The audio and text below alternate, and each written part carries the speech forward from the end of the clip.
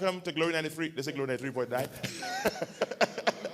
Thanks for tuning in to Glory 93.9. Listen, we're so glad to have you tuned in here at the Barbershop Talk Live. Coming to you from Life Rhythm Center, but today this is, what is this? This is the Barbershop. the Barbershop, and we're so glad to have you tuned in from all over. We have some wonderful brethren that are here with us, men from all around the country that are here, men that are tuning in from all around the islands that are here from the U.S. and other places. And let me begin by welcoming you, and our live studio audience can welcome you. Welcome to people who are online now. Please, give it up for me, please. Now listen, those of you that are tuning in, if you cannot handle mature conversation, you may want to find Netflix. If you can't handle mature men talking, then this was not the place for you. But if you want to hear the voice of the men and hear our real heart concerning what's happening in the country, what's happening in our lives, we invite you to tune in. If you are married to a man in this room, you are free to go and cook, watch, go to sleep, get ready for work tomorrow. You don't have to stay online, all right? If you're married to anybody here that you see, and that's your husband, and that's your boyfriend, whatever the case is, you are free to just, get busy. Get ready for work tomorrow. Glory to God. All right, so we're going to have a wonderful conversation. Our panel of brothers that are here now that are going to be helping us to steer the ship. Now, the panel is all of us. All the men in the room are part of the panel. Those of you that are watching online, if you have questions or comments as we go, we're going to try to get to them. We have persons in the back. Our producers are going to help us to get your comments. We want to get all of them in. But here with us in studio, here with us in the Barbershop, we have Mr. Carlo Ramsey. You all give it for Carlo Ramsey. Have him here with us. We also have with us one Pastor Benjamin Pratt, our Director of Men's Ministry for Highway Church of God. All the way from the east and the west. East and west, the whole island. So glad to have Pastor Mario Moxley with us from Bahamas Harvest. Good stuff. Glad to have him. And then a bunch of other brethren in the room. So let's get jumping. Our barbers, Tito and Q, some of the greatest barbers in the world. And we go find them before the night is out. If you want a haircut, do not come here. Glory to God. We book out. We book out. The Barbershop book out. We have no more appointments. Unless you're prepared to pay $120, come now. We'll find a seat for you now. $120. The only cuts left that you could get tonight is $120 cuts. Now, if you want one of them, come now. I will move all two of them with the chair. And yes, sir, you get a cut right here, right now. All right, let's get started. I want to start with this conversation and we can get going. Let's talk about one of the things I was talking to some friends about. Some preacher friends, and this isn't just church talk, we talk about everything. They said one of the biggest issues that we have in the country now, this is what they said, is fatherlessness. But you can't have two chairs. Nobody said this is the barbershop. Yeah. This is the barbershop. No rules in here. This is the barbershop. And this starts in the Jumbe Village time. Organization and non-organization. But let me go sit down. You know what? All right. So, I mean, the talk is that men are absent. That's the talk on the street. Fatherlessness, we ain't in place, we ain't there. I can open like that, and I can let Carlos start talking, and I can jump from there. Because you're the one making the most noise. About this whole notion, is it a myth? Is it true? Is it not? This idea of fatherlessness, is that true? Or is it something that we're missing in the country? That's what I want to jump with. And then I can sit down. Go ahead then. I can sit down then. I can sit down over here. I go on. One of the things that we realize in our society is you need man. When a man is out of place, we're in trouble, right? And the rate of single parent has increased in this country exponentially over the last 25 years.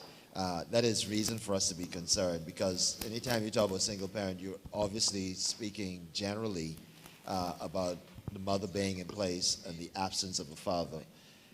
We know that a father is needed because he's the prophet, priest, and king in the home, and you can't find that in a woman, even though women are doing an incredible job raising children all by themselves. There's something about that male that a woman cannot substitute, and she knows that. Many women understand that. As the prophet, priest, and king in the home, he's there to guard, guide, and govern the family, direct, protect, and correct. And without those elements, children tend to run amok, generally speaking. Of course, there are no absolutes here, but generally speaking, children tend to run amok because they need that guidance, they need that protection of the man, they need the correction of the man, and they need that direction from him. So Mario, question for you. You said a man provides all those things to the home, right? Suppose you have a man in the home that he ain't providing those things. then you end up with the same equation. So you're still fatherless. You're still fatherless. So you could be fatherless with a male in the home. You can absent of those elements that I talked about, and it's so important that we have those elements in our home, because you're absolutely 100% correct. There are a lot of men who are physically present, but they're absent. They're not there. And when you're counseling with families and talking to families a whole lot, you begin to actually see that. Men do have to step up. And unfortunately, too many men are abdicating their responsibility. Again, it depends on the upbringing of an individual. I like the point that Pastor Mario dealt with. I want to take it from another area. If you go back to slave and you see the condition in which the black male was introduced, even though he would have fathered children, as far as the slave master is concerned, that's not his children. It's unfortunate that we have adopted that same attitude in most community, that even though you're supposed to be father to the children, we still got this mentality, the slave mentality, as if they ain't your children. We making them, but has no intentions of taking care of them, as if it's the slave master's children. And then we forget it's our children.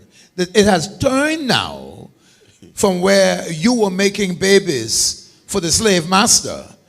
And so now the children are yours. And because he had grew up in a community where he make the baby and give them to the slave master to take care.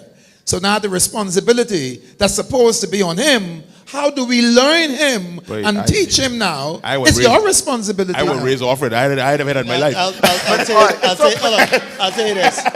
I'll tell you what's so unfortunate about that. Right. There was a prominent person in our society. I wouldn't say that he was a politician. He was a politician. That was caught in a situation where he should not have been caught in a situation. And it was said that the person cried out rape. Well, it wasn't really rape, it was adultery, right? Mm-hmm. I spoke to this person about it, and as a pastor, and we were on the phone for about 30 minutes, and at the end of the conversation, I was physically exhausted. You know why? Because he said the same thing you said. He said there was another friend of his who had committed adultery, had children in the marriage, and he took the friend and the wife to another pastor. The pastor said exactly what you said. The white man enslaved the black man and forced the black man to have children for the plantation. Therefore, it's going to take the black man a long time to get that out of his system. The indictment is the church is speaking those things. We need a revelation and a revolution in our minds to understand that slavery was how many years ago? Over 200 plus years ago. That was my point, because I understand your point and where you're going with this, but at the end of the day, slaves should have been great-great-great-great-great-grandfather's time is 1,000, right? Hypothetically. So me, that's just me, as a young man. I only have my father and my grandfather. What their father did, or what my grandfather father did, or what my grandfather father did, I have no recollection. I have no knowledge. Mm-hmm. Right. So even if that was his mentality or the way that he was brought up, I don't know about that. Mm-hmm. I know about. But there's spiritual impartation, things that are passed down, even though you may not have knowledge. I'm just saying. That's from a biblical standpoint. Huh? That's from a biblical standpoint. Yeah. Okay. No, but that's also from a natural standpoint. From a natural standpoint. Yeah. You inherit some things. Right, some stuff. But at the end of the day, I can inherit some stuff. But then I back to where we started, fatherlessness, right? Yeah. I only could do what I was taught or what I see. So I didn't see my grandfather having children for the slave masters. I saw my daddy or my grandfather do whatever it is that they do. Now, adultery is something that I saw, and so okay, that's common knowledge in my family, then that's common knowledge. If my daddy and my mommy was lovey-dovey all the time, then it's lovey-dovey all the time. But at the end of the day, it may be good or bad. When you reach a certain age, and I always have this argument with Denzel, when you reach a certain age, it don't matter what you see, in my opinion. It don't matter what you learn, you know right from wrong. you know what you should do from what you shouldn't do, unless you have some mental disability per se. But you know that, okay, you're not supposed to hit a woman because that's the way that you are raised. Not even at home, in school, everybody teaches you that a man is not supposed to raise his hand to a woman. So you know that. So if you beat your wife or your significant other, that's something that you do because you ain't right in there. That ain't something that you necessarily see. Right. And that's just my But, opinion. no, but it is something you see. Let me explain why. You know, the scripture tells us in John 20, it says, Jesus is some of the last things he said. He said, if you forgive someone's sins, they're forgiven. If you retain someone's sins, they're retained. The spiritual significance there is this. When you forgive someone, you release that sin from you. When you don't forgive someone, you end up keeping that sin to you and you internalize it. This is the reason why a boy can watch his father slap his mother, and as a boy say in his heart, when I grow up, I'll never hit a woman in my life. And he grows up and he hits a woman. Why? Because he hates his father for what his father did. He never forgives his father, so he keeps the sin. Now, you can take that same thing and you can mirror that on anything. He sees his father and all these children and neglecting his mother, and he says, I'll never do that. He keeps the sin, and he ends up doing the same thing. So if he doesn't do it, that means he forgives his father. Here is the thing that messed me up. Now, what I shared with you was spiritual, right? Mm-hmm. I read a secular article, and the secular article said, and this is how I know a lot of science is based on the scripture. The secular article, this was a psychologist, says, for the young man that understands his potential of becoming an alcoholic, his risk for becoming an alcoholic is exponentially greater if one of his parents is an alcoholic. If he has that knowledge, it reduces his chance of becoming an alcoholic. If he has knowledge that one of his parents is an alcoholic. Yeah, is an alcoholic, and because of that, he can become an alcoholic. So because his parents are alcoholic, he understands that he also can become an alcoholic. If he has knowledge of that, it reduces his chance of becoming an alcoholic. Now, it's the same principle. You see what I'm saying? Right. But that's from a secular perspective. Let me go back to my point that we were raising. From fatherless position, Brother Mario. I grew up in the area where we would have called Jumbe Village time. Talk to me, somebody. We would have called Jumbe Village time. Now, Jumbe Village time was a period of time when the late Edmund Moxie took at least 43 young men under his wing. And the majority of those young boys was fatherless. But there was one Edmund Moxie that moved down in the Coconut Grove area. Now, who listening to me, you got to be around grew up in the 60s. I lost. Or I lost. in the early 70s I lost. to work with this one. I lost. And so what he did in those days. I lost. Yeah, you lost long time. I you lost. Only 42. Carlo lost. I lost. We don't know what you're talking about. Listen I anyway. can help you. I have a Jumbe Village. I only hear, but I read it in the book. He was a little boy. I know about Jumbe Village. No, Yeah, I he know was a you little know. boy. Yeah, No, but I lost. he was a little boy. He going around to get to the point. No, we ain't going around. We can stay right on Bay Street. And so what happened is that one Edmund Moxie decided that he was going to father a group of young boys them. And so what he did was that he made shoe shine box and gave all of us shoe shine box. And what we did was we shine shoes. And so when they brought the Gumbe from Bay Street, and the Gumbe would come down around about 12 o'clock in the night, Gumbe over on Bay Street. And we rushed from downtown to Jumbe Village. That was your time to shine shoes, whether it be at night or morning. 12 o'clock in the night? What you talking about? You young boys supposed to be home. No, you ain't home. Let me tell you why you ain't home. Let me help you. Let me tell you why you Hold home. on now. No, hold on a minute. Let me tell you why you ain't home. Because these were the folks that come from downtown or during the Gumbe time. You got me. From the Gumbe time. And so those who come from the Gumbe time, because you had your shoe shine box, now you play hooky just like you play hooky from school. But you play your hooky in the night and you shine shoes. So you leave your mommy and your daddy house to go show you fatherless. I can show you fatherless. Because in that same surrounding we had plenty things that went on in those days. And we called those days Gumbe baby. Anybody remember those days? Call him Gombe baby. Because on that same period of time, even though there was some good intentions involved in it, but if your parents inside of your house did not get involved to make sure that you was home, even though Mr. Moxie would have given you a shoe shine box and tell you what to do, but it was up to your parents when you go back home to help guide you. And because you didn't have that in your home, you can't blame the little boys then, because what we saw was what we did. Monkey do, the others do the same thing. We grew up in a society where it was simply this: my rooster loose, you put your hand in the cook. No, that's what we grew up under. Now, if you ain't know nothing but these days, then you can't understand where I'm going with this. You understand that one? No.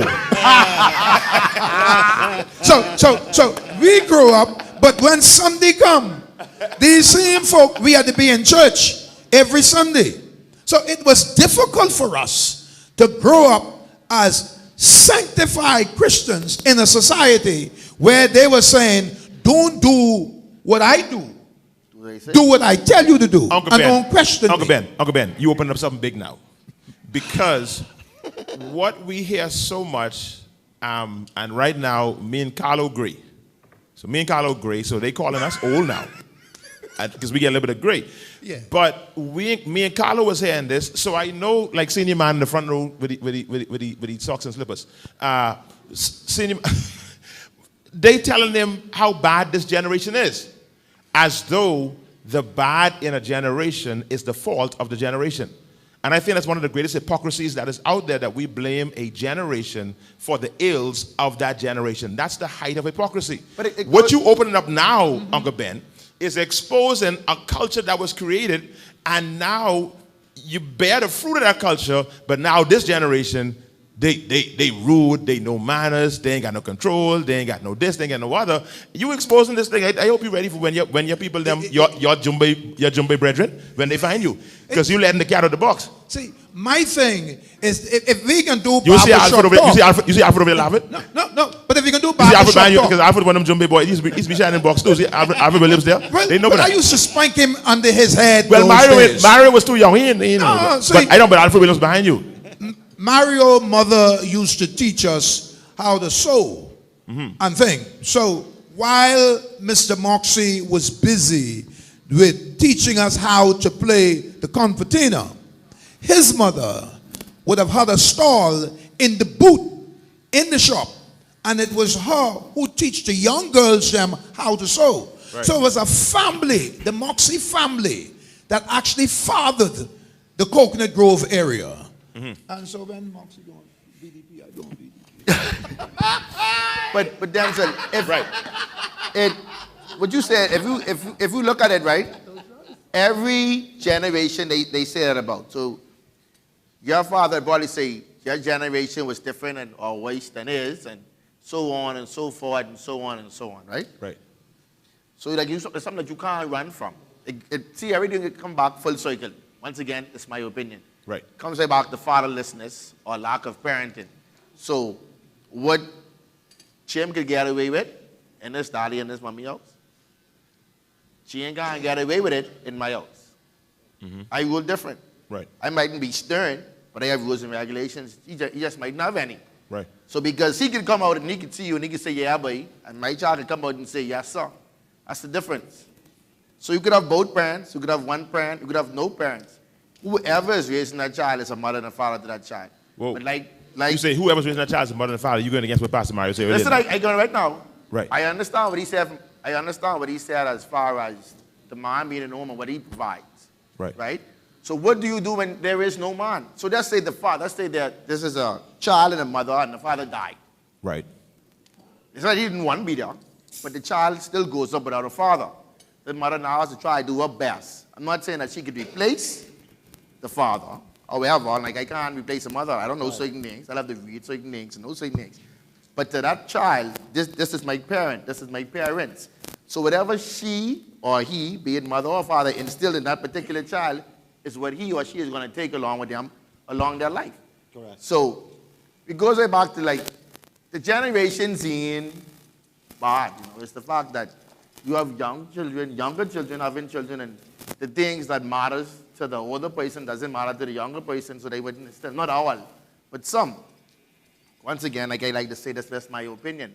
I know philosopher, I know preacher, I know priest. I have life experience. Yeah, one of the great things is this. You know, the longer I live, the more I realize that I have to live for my children. Right. And then you get to the point where you realize that you're now living for your grandchildren. In other words, there is an impartation that I have to take ownership and responsibility for to impart into my children so that they don't have to start where I started in life. I agree, So but everybody. I create a platform for them to take off. It takes the average person. I don't know how long you've been in preaching. Just a couple of years. Right? So it takes the average person. It takes you. You have to have that moment. What you say.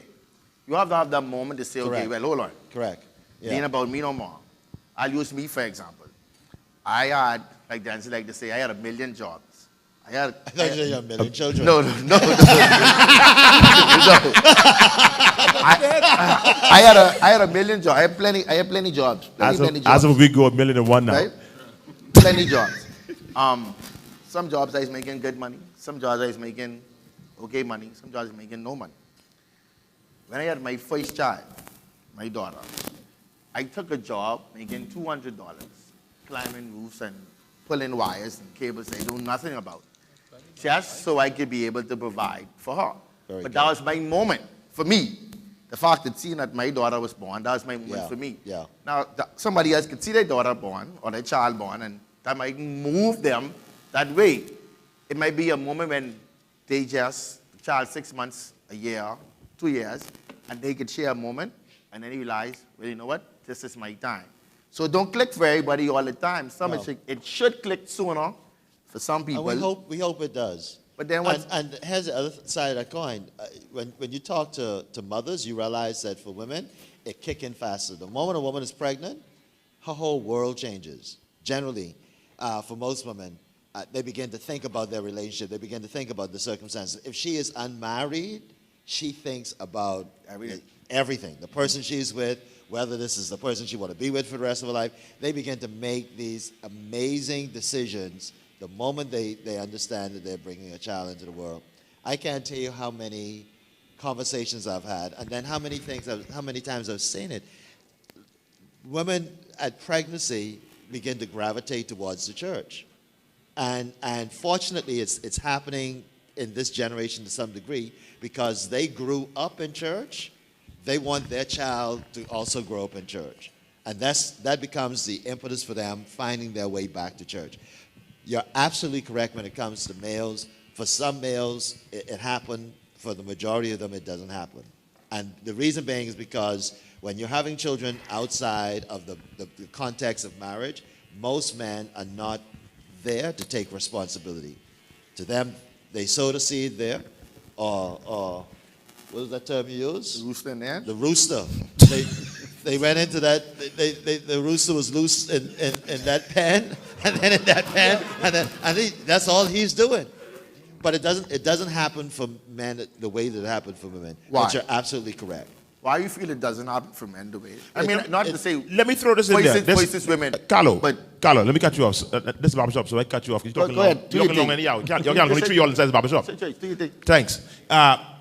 What we as churchmen, church boys, and this just Denzel in the barbershop. I don't want to be bishop in the barbershop. I just Denzel, right? From my church upbringing, we call that moment, we make it, and I got Bishop Carvin next to me. We make it such a spiritual moment. You know, the Spirit of God touched you, like when you talk about your moment where things shifted for you. Right. Your child was born. That's kind of a paradigm shift to traditional church thinking, because we tend to always just attribute that to the move of God. I don't know if you see what I'm saying. Like we made that kind of thing spiritual, and there are some natural components to that. Hearing your story, so my thing is, why is it, I just asking y'all how y'all feel about it. Why is it that trigger don't go off for all the brothers? That's what I was asking him just now. Here's the thing. I think it is a spiritual thing. You think it's a spiritual thing? I think it is a spiritual thing because God created us and designed us as human beings to function a certain way. Right. Paul told Timothy that he that don't provide not for his family is worse than an infidel. Right. And denies the faith. That word provide means to have a foreknowledge, to have a vision, to have a plan, that there's some idea here that you're going to have a strategy for your family. And when he uses the term worse than an infidel, he's talking about an unbeliever. Yeah. In the sense of a person who's relying on their 5 natural senses, their sight, their taste, their hearing, as opposed to someone who's of faith that's relying on God. So God designed us that the moment we come into a family, into fatherhood, into motherhood, naturally we go into wanting to provide. So you saying, Mario, that what happened to Carlo, it was a spiritual moment. It was a spiritual moment that he may not have recognized as being spiritual. Slide the chair up a little bit, Carlo, so you can sit between me and Mario. I want you to sit right between me and Mario. But It was a spiritual birthing that took place. It was something in his spirit that leaped up. Something. Come on, Carlo. Because he recognized it. He recognized the God on the inside of him. The God on the inside of Carlo. Says, my man, it's time for you to be a man. Carlo! What you think, Carlos? Pastor Mario, if I may add to that, I think we have been so programmed, I think, trying to delineate between God and what we deem as natural. Right. But what if that God is natural? You know, we're so busy trying to Spiritualize everything. Yeah, despiritualize in terms of pulling God out of the picture. That's and a better saying term. the psychology of man and the nature of man is to progress without God, when the only way that we are who we are is because God breathed into us. Yes. So why categorize it? Why just don't let it be what it is? See, but that's what I'm saying. And what it is spiritual, Carlo. That's what he said. Exactly. We don't want to despiritualize it. Because when Move your chair up, man. When God breathed into us, when God breathed into us, it was then. But it was then that when God breathed into us, that man was defined as a living soul, not just something that was shaped, but something that has that intuition, something that has that connection with God. So you call it, maybe it was a natural transition, but the I'm just saying, you call it a natural transition into having that that awareness, so to speak. And when God's saying, hey, that's my spirit, and you clicking on to let you know this is what you were designed to do. This is what you were designed to be, rather than to be deprogrammed and to push me out of the picture. That's good. I love it. Really. Gents, I wonder if I could chime in for a moment. Go ahead. I can't see what it is, but talk anyway. You in the barbershop. In the back of the barbershop. All right, go ahead. You can see you ain't getting no haircut. No. I had a question because I know you had mentioned this clicking, this moment. And I think that we talk about sowing seeds, but as you guys are talking, I'm remembering, I'm from a family island. And we have that mentality on the family island where we hold, or used to, hold men accountable. Meaning the community, the society, at some point there was an expectation that if you got someone pregnant, you would marry them. Yes, we sir. would call it doing the right thing. And I'm putting the question to you guys, how do you think we've gotten to a point today in our society where that expectation isn't really there anymore? Where today we can honor and we can celebrate and we can idolize men who have the multiple children and aren't stepping into their lives or raising them or marrying their mothers and actually being the father that we see God is calling them to be. So that's my question to you guys. What's the question again? How did we get to this point? How do we get to this point? Don't hold men accountable anymore. Times change. Unfortunately, and it goes right back to fatherlessness. If I hold my son accountable, and I say, hey, that's how I hug your mommy, that's how I love your mommy, and that's how you should love the woman who you marry. Who you marry. That's how you should be with the woman you marry. If I don't do that, and he just go and found on his own, and he decides to have a child out of wedlock, I can't get mad because I didn't teach him anything else. I didn't teach him anything different.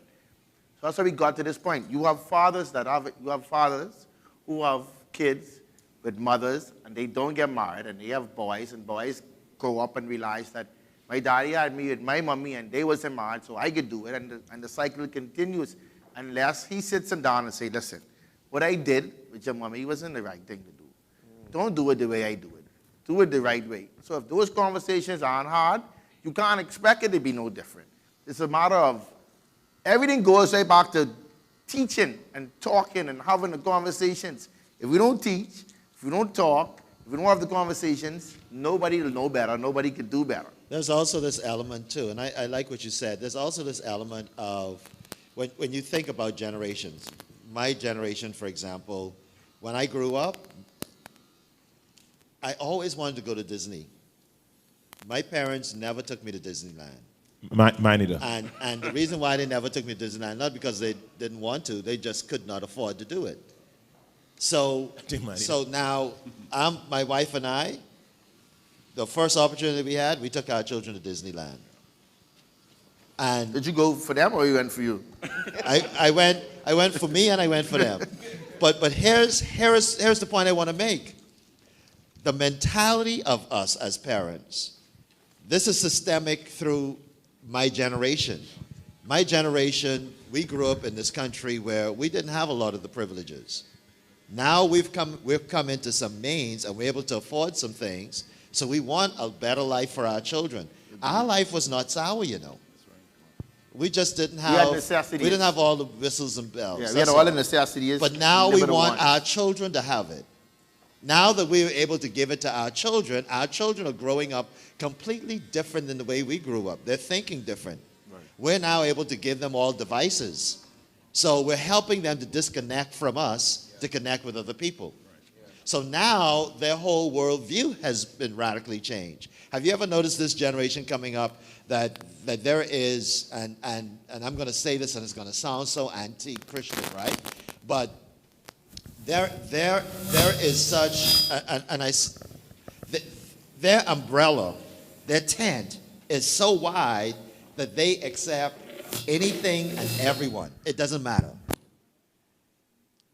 We're not wired that way. We're very homogeneous people. That's why we love denominations. This next generation don't like denominations. They want to put everybody under the tent.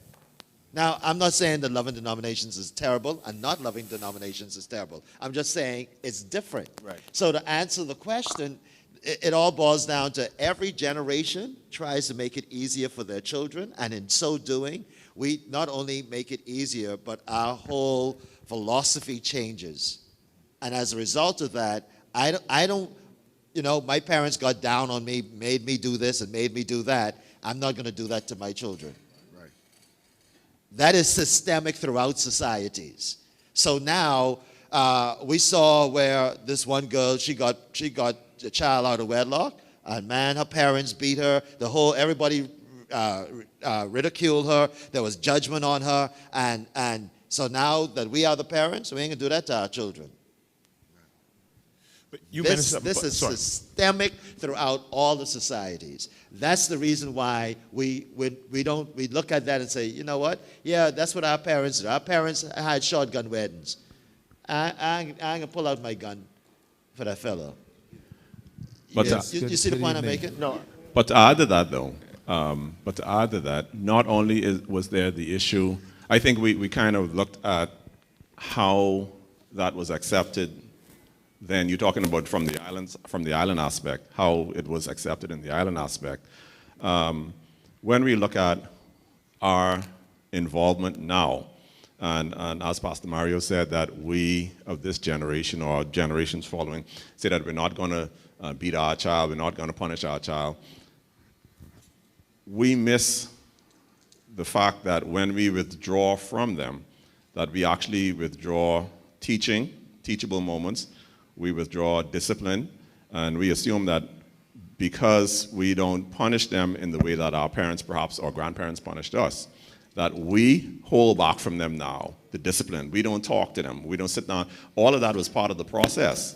That when we disconnect, as we said, from that whole process, we leave them to whatever, to whomever, and linking in the idea of fatherlessness, that really is more of a concept that we have accepted than a physical attribute. Because in the absence of a father, then what is our responsibility? To say, that ain't my child, y'all do whatever you want to do? Every one of them is ours. If we have the ability to pour into them, to guide them in a different area, that's being a father. That's providing that fatherhood, that character that would guide them. But in the absence of that, we leave them willy-nilly, so to speak. This argument, go ahead, you go first. Yeah, I ain't got long span of memory, so you're younger than me. So, yeah, almost caused me forget what the young man was talking on his point. His point was on how come we dealt with marriage because you get someone pregnant, particularly on the family island, and we jump this area now and not dealing with that. That's the point I want to deal with. I want to deal with that from barbershop talk, real talk. Right. Here is how I deal with this point. Now, even though you got Cousin Harry and Uncle Bill them, now everybody know Cousin Bill been doing foolishness, and Cousin Silly and I Mary and all them been doing nonsense. But when it comes down to her child, and you big up her child, right, she bring him over to come Betsy. I say, Cousin Betsy, your son, big up my child. Now, I serve as deaconess in the church. right. And my husband serve as the usher in the church. This is going to be embarrassing for us. Yeah. So your son got to marry my daughter. Real talk. That's real I ain't talk. calling no name, but I can tell you something what happened. Right. I can tell you who it is. My brother. He's down dead now, so I could talk this. There he is. Huh? See, he gone down to Grand Bahama. Right. Got the girl pregnant. Mama bring him home to Nassau. I say, yeah, boy. He said, so what happened? I ain't coming back home to make myself look shame. Your son got to marry my daughter. I married. God bless them with children.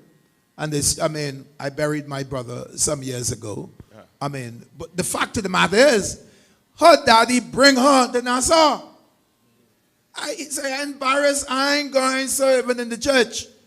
And my daughter pregnant or whatever the case might be. Now, what we tend to overlook now is that we come up with our own philosophy and say, well, not because you do that to Manelli, you need to marry she. Right. But the fellas say, if you're old enough to do this to Manelli, You got to marry she. you old enough to marry, bang, I hear you, to marry Manelli. Marry Manelli. I got a good Now, question for you. So we got a different philosophy now. On how, I got to move fast before I forget. Right. Go ahead, sir. No, I just have to say that the more liberated society gets, we celebrate equality between men and women now. It comes to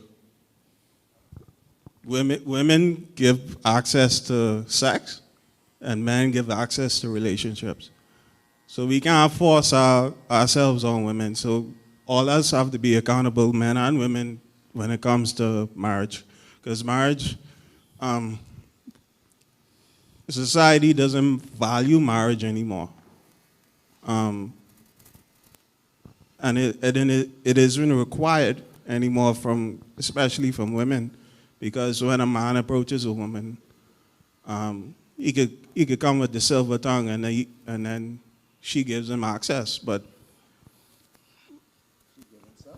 yeah, but she doesn't require marriage when the man approaches her, so he could just take it, and if an accident happens, like a child comes into the picture, he didn't really want her. He didn't really want the relationship. He just wanted sex. Fun. Right. So since I didn't want to marry you in the first place, I didn't go over here because I didn't value the relationship. Women give access to sex, Right. and men give access to relationship. That is, boy. I was almost. Because I have to ask a woman to marry me while she gives access to her body, you know? Boy. That's almost on the same point what I wanted to make just now. All of y'all in here, I mean, I don't know if y'all like me. Right. When I was a single young man, getting married was the farthest thing from my mind. A woman on the other side, like I said, the other side, because we is men. Right. Women on that side, all they thinking about is getting married. Who conditions us to say get married? No one. So No, 'cause it wasn't most- until I find a person who I say, you know what, I can work with this, until the thought even come in my mind, I was then well over 30. Wow. So us as men, we don't condition other men to say, hey, we'll tell you, hey, go pop in there, go do this, and make it sound like the worst thing in the world. Right. And then we worry about why society the way it is. We don't, it ain't we don't look forward to being married like how women, they live for that. So that's why we the way we are right now. But do they live for it? That's a strong point Do they there, live too. for it for the right reasons, though? They want to date. They want to date. But I can tell you that most men, and I say this to be respectful, most men have a scarcity mindset when it comes to sex. I like the opportunity comes, so I have to pounce. Well, I being serious, men have a scarcity mindset when it comes to sex, especially if they're not in a relationship with a woman. I could say roughly about 60 to 70% of men are celibate, in my opinion. And then, That's a because big, think about it. that's Think a big about it. percentage. No, think about it though. You say 67%? Yeah, Celibate. because think Out of about too it. many? Yeah, think about it. Sell it, two men. Where That's you a sport. find a man who has more than 5 children, right? He most likely have 4 baby mamas. Whereas a single man who doesn't have any children, he could barely get sex from a woman. That don't make him celibate, though. No, I'm just saying. So he might be responsible. You could have a man having sex with 5 and 6 girls a week and have no children. He could do that for 10, 12 years because he's responsible. That don't make him celibate. I mean, I like Hold on, that point. That somebody points on the floor now, because what Ken just said is now to me. I think we got to come back to that point that Ken made a minute ago. That don't forget where you are, Mario. Me and you ain't old like I mean you old, but you ain't as old as Ben, and I ain't as old as you. But that point is now. I got to put that on the record. We got to come back in the barbershop. The fact of who conditions men to think about marriage. And definitely even for me as a church boy, and listen, we have people from all over who in this room, and people all over online now. So we're not assuming everybody's church boys, but even for me, marriage was not like it wasn't something that was consuming me, something I thought about, I got to get married. That was not even on the... But Denzel, I beg to differ. I told my experience. I Let me tell you why I beg to differ. You And can't Ken can differ say, with me. who else can say it? Let me tell you. This me and Ken saying we the same place. So here I go. Right. Before I get married, I can't speak for you. Right. Your daddy had you in church every Sunday. But what I say is, when you go out to places or you go to events, doing sporting events and parties and all these other ones, you can tell, and I mean, women forgive me, men will sit down or boys will talk and say, boy, that one there, she is wifey material. If you talk to her, you know what time it is. That one there, well, you know, yeah, you go have a good time. Right. So from even men, you might even say to yourself, okay, I want to get married at 30 or I want to get married at 25. But we've been in a society, and all of us probably married somebody within our circle or with somebody that we know not too far distance apart. So you would know, okay, well, hey, this girl here, she's married material. This girl is party material. Her head, good. Don't bother with this. And all this other stuff. So let's go, how they say women know from, they look at you and say, okay, well, this one, yeah? Once I get them, I go on to them. We have the same mentality. We know who we consider to be marriage material, going up and partying. Finding marriage material ain't mean ready to get married. Don't conflate them. That's the same thing. That's you the could problem. identify. You could identify married material that I could marry. My mom taught us. Even though I go up in church, right? Denzel, you think. So if you have any common sense, right? Not you, people, right? If I will tell you, be careful, but if we go out, Mario, right? Me, you, and or you say Mario now, you leave me alone. I talking to you. Us three go out, right? We out. Well, y'all ain't with y'all this. We just out, right? And we say, okay, this year, iPhone, well, she's married material. And Samsung, yeah, you just have a good time. He'll say, boy, if we get that one, you get locked that one down. So I mightn't be ready to get married today, right? But the minute I date her, and my mindset is already that I consider marriage material, everything she do that is good is going to heighten the fact that I want to keep her around. Right. And eventually I can marry her. Right. I know that I can marry her. She don't know that I can marry her, but I know that. Yeah, when I marry her, it ain't important. Yeah. It's important that I can get married. Here's the exception. Hello. Yeah. Let me put my 2 cents in there now. That's enough of that. Okay. Listen, Pastor Mario, I sit in the back. You come here like you're a boss. Just can't shut the whole barbershop down. This is your shopping. I was waiting on the Lord to speak. Go ahead, man. Go ahead. No, I've been trying to get the mic a little while now. But I like Pastor Ben. We got to talk wise, remember. But Pastor Mario, I listened to you, how you speak a little while ago on the men bringing up the boys to do certain things. And I find out in this day in society that what our fathers, how our forefathers used to address things, that ain't gonna work today. You see? Because what we got to look at today is we have men, fathers at 16 years old. And so if you try to carry him back and say, boy, you got to do what your grandfather do, that gonna break him because it's too much for him to carry. See, Grandpa used to carry a lot of burdens, and a lot of load was on Grandpa's shoulder. Because what he used to try to do is he used to try to match up with the other men them in society. You see? Nowadays, you have these young fellas, you can't put that on them because what they do, they go in the places on the telephone and go on the iPad and the computer, and that's what teaching them how to be men.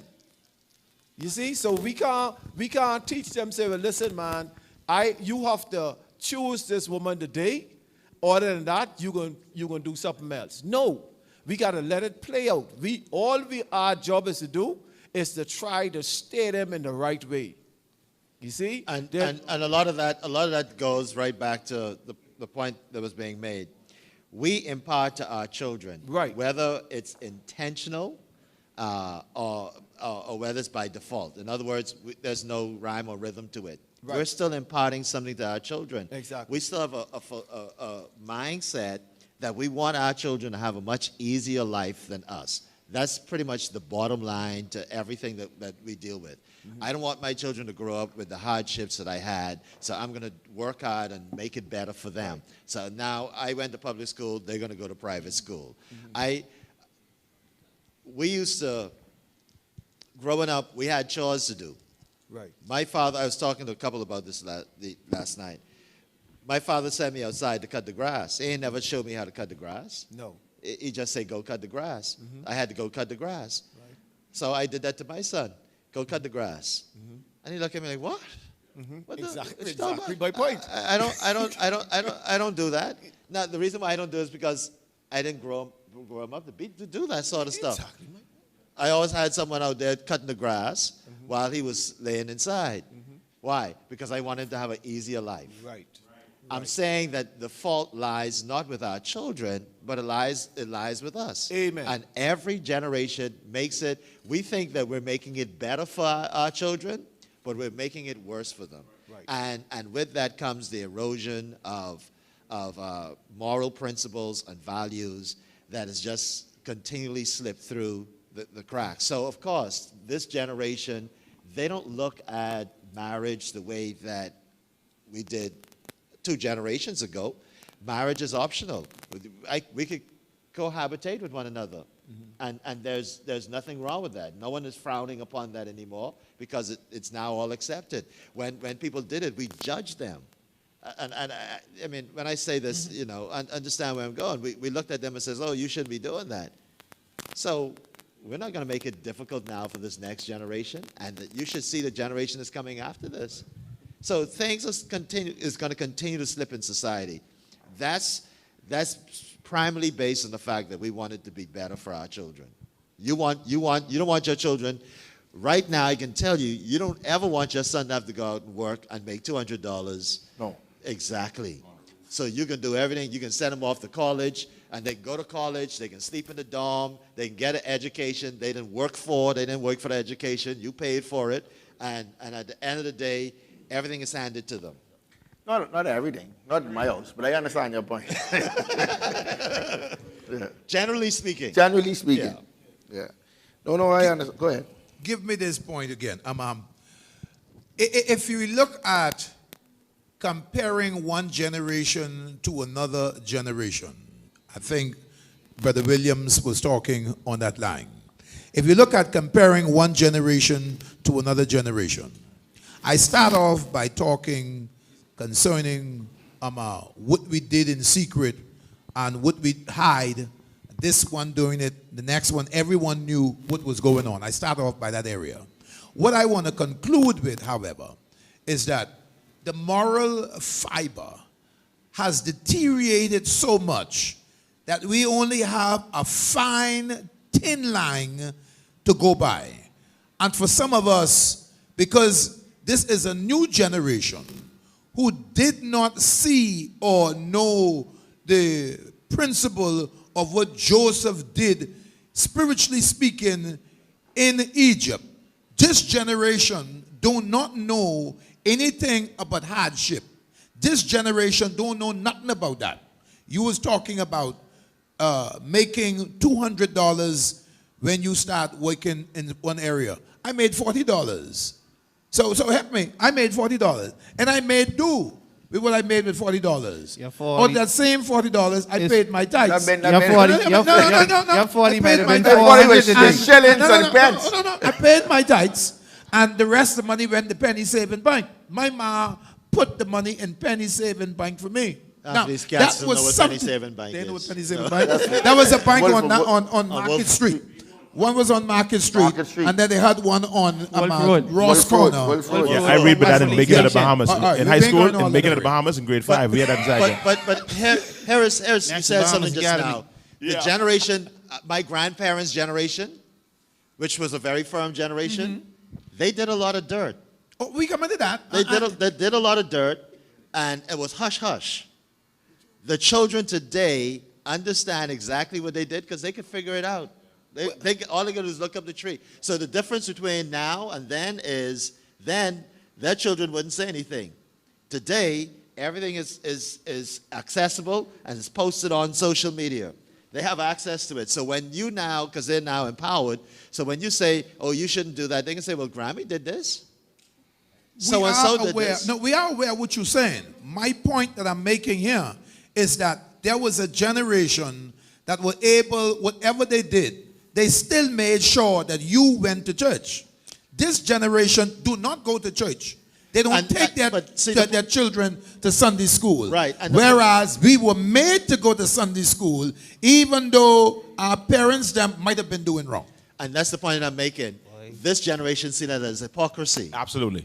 Absolutely. And They so challenge you. They do not want to live They challenge in you. the hypocrisy that their grandparents lived in. Well, 'cause this they generation can will see it. challenge you on that. Whereas we knew it was wrong, but we couldn't challenge our generation. No, because you'll be missing Look some truth. at Fonza role in the back there. I think Fonz is the oldest one inside here. That's Vivian Fonz.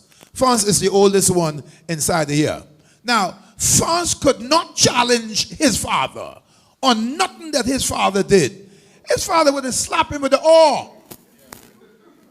His father would have slapped him with the oar and tell him, shut up, boy. So even though Fonz might have wanted to say something, He couldn't. he couldn't say nothing. I couldn't This either. generation can talk now because we ain't scared of nothing. This generation will stand up to their parents and challenge their parents. What I'm simply saying is that while the fathers might not have been in the house from way back then, And I They don't, just I, couldn't I don't know talk. this generation challenged their parents as much as the parents are now open because the parents suffered.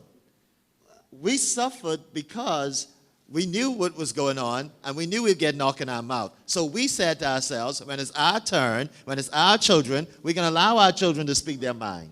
And that's exactly what's happened. My daughters could tell me, during COVID, we had family meeting and, I forget this all live. Right. But we had family meeting, and my daughters tell me all about how their feelings were hurt and all that. And one had the audacity to ask me if I was going to apologize. I hope you did. No, I didn't apologize because it was a matter of principle. But the point is, she asks. Right. Right. The nerve to ask. Apologize to principal because she asked that. She asked. Because what she wanted me to apologize with was a principle matter. And I told her why I couldn't apologize because based on principle, I was right. Right. So I wasn't going to apologize for being right. She asked But you she- to apologize she because asked me that's to what you apologize. expect from her. You expect her to apologize. Exactly. Because that's what you would say. So, okay, Exactly. well, if you So- want me to do X, then Daddy, I expect X I from would you. never have asked my father or my mother No, I agree. to apologize Yeah, to but me. we done passed the point. We done passed the point. Exactly. That's now- my point exactly. But the point is, you done said they challenge us, Well, it isn't so much a challenge because we welcome it. right? We sit down and We've we created say, the environment. Pour your heart Right. out We to us. make it Right. Pour your heart out Right. to us. Let us know what's going. Okay. Right. Now we have to be prepared to But receive, you know, receive that. I'm that the oldest gentleman here is my father, and so I still in that I'm young, but I could never ask him why. He right here, I could not ask him why, and that tortured me. Everything was you do what I say, Jump. And you should be in the air asking how high. and asking him when to stop, and stay up in the air, and that was frustrating. That terrorized me. That I couldn't say, well, Daddy, why? I remember one time I asked why. Jesus, Lord have mercy. That was in Palm Beach Street. I left Palm Beach Street when I was 8, and I can still remember that. Because I asked him in Palm Beach Street, something he asked me to do, and I said, why? You're still in Palm Beach. So Street. let me- You don't Listen have that- to me. So I made sure, and that's how Pastor Mario's daughter got to ask him why. I made sure that Anaya and Danny always have an environment that they could ask Daddy why. Yeah. And that has come back to bite me sometimes. That's- Because I that's- created that environment. That is the point that I make. Absolutely. Every generation makes it easier for the next generation because we felt as though that was too brutal. Yeah. So we give you And an next ain't example. no way we're going to allow that brutality to exist with our children. So we make it better. Something me and you have in common before Carlos talked. We have something in common that our parents are niggas in Disney World, but me and you different. I've made a vow. I ain't getting. So he ain't going.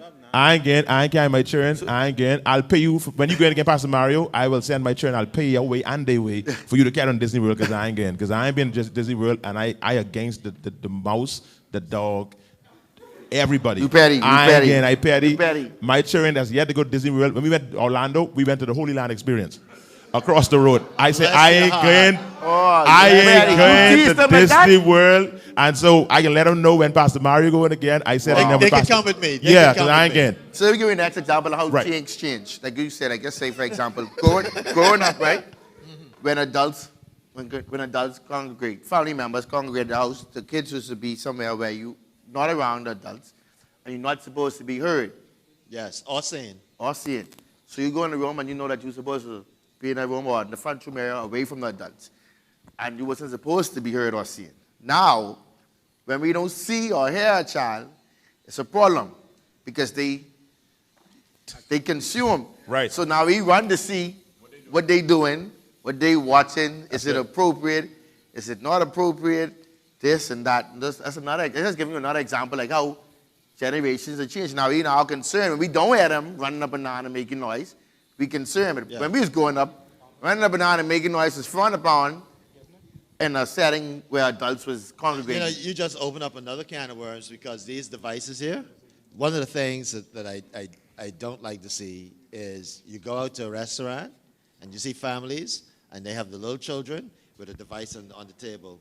And I know why it happens. Because the parents want relief. Want peace of mind. They want relief. Not knowing the damage that they're doing long term. Because there is such incredible long-term damage by putting that device in front of the child as you eat that, whatever that meal is, and the child is quiet, just watching that. And I'm thinking, life is going by. And our children are stuck in this mode. Yeah. Yeah. No, there was somebody else on the floor who didn't get in. I want before we go deeper. We didn't, believe it or not, wow, time is flying. We didn't halfway through. And so I want to shoot past something else and kind of turn a corner with this conversation. We're seeing the, as of late in the news, what's happening with this abuse of, let's deal with women first, and then we can get the children afterwards. I can throw this there, and let me just jump right in the fire. I've been in around, quote unquote, churchmen, and I can get all the way in trouble now. I've been around churchmen, and I've heard this statement made, and I'll never forget it. I was around some churchmen, and they were saying, what that woman needs is a good beating. Not a child. This is somebody's wife. And they're saying... You say you've been around church. Were you dreaming? No. I was fully cognizant.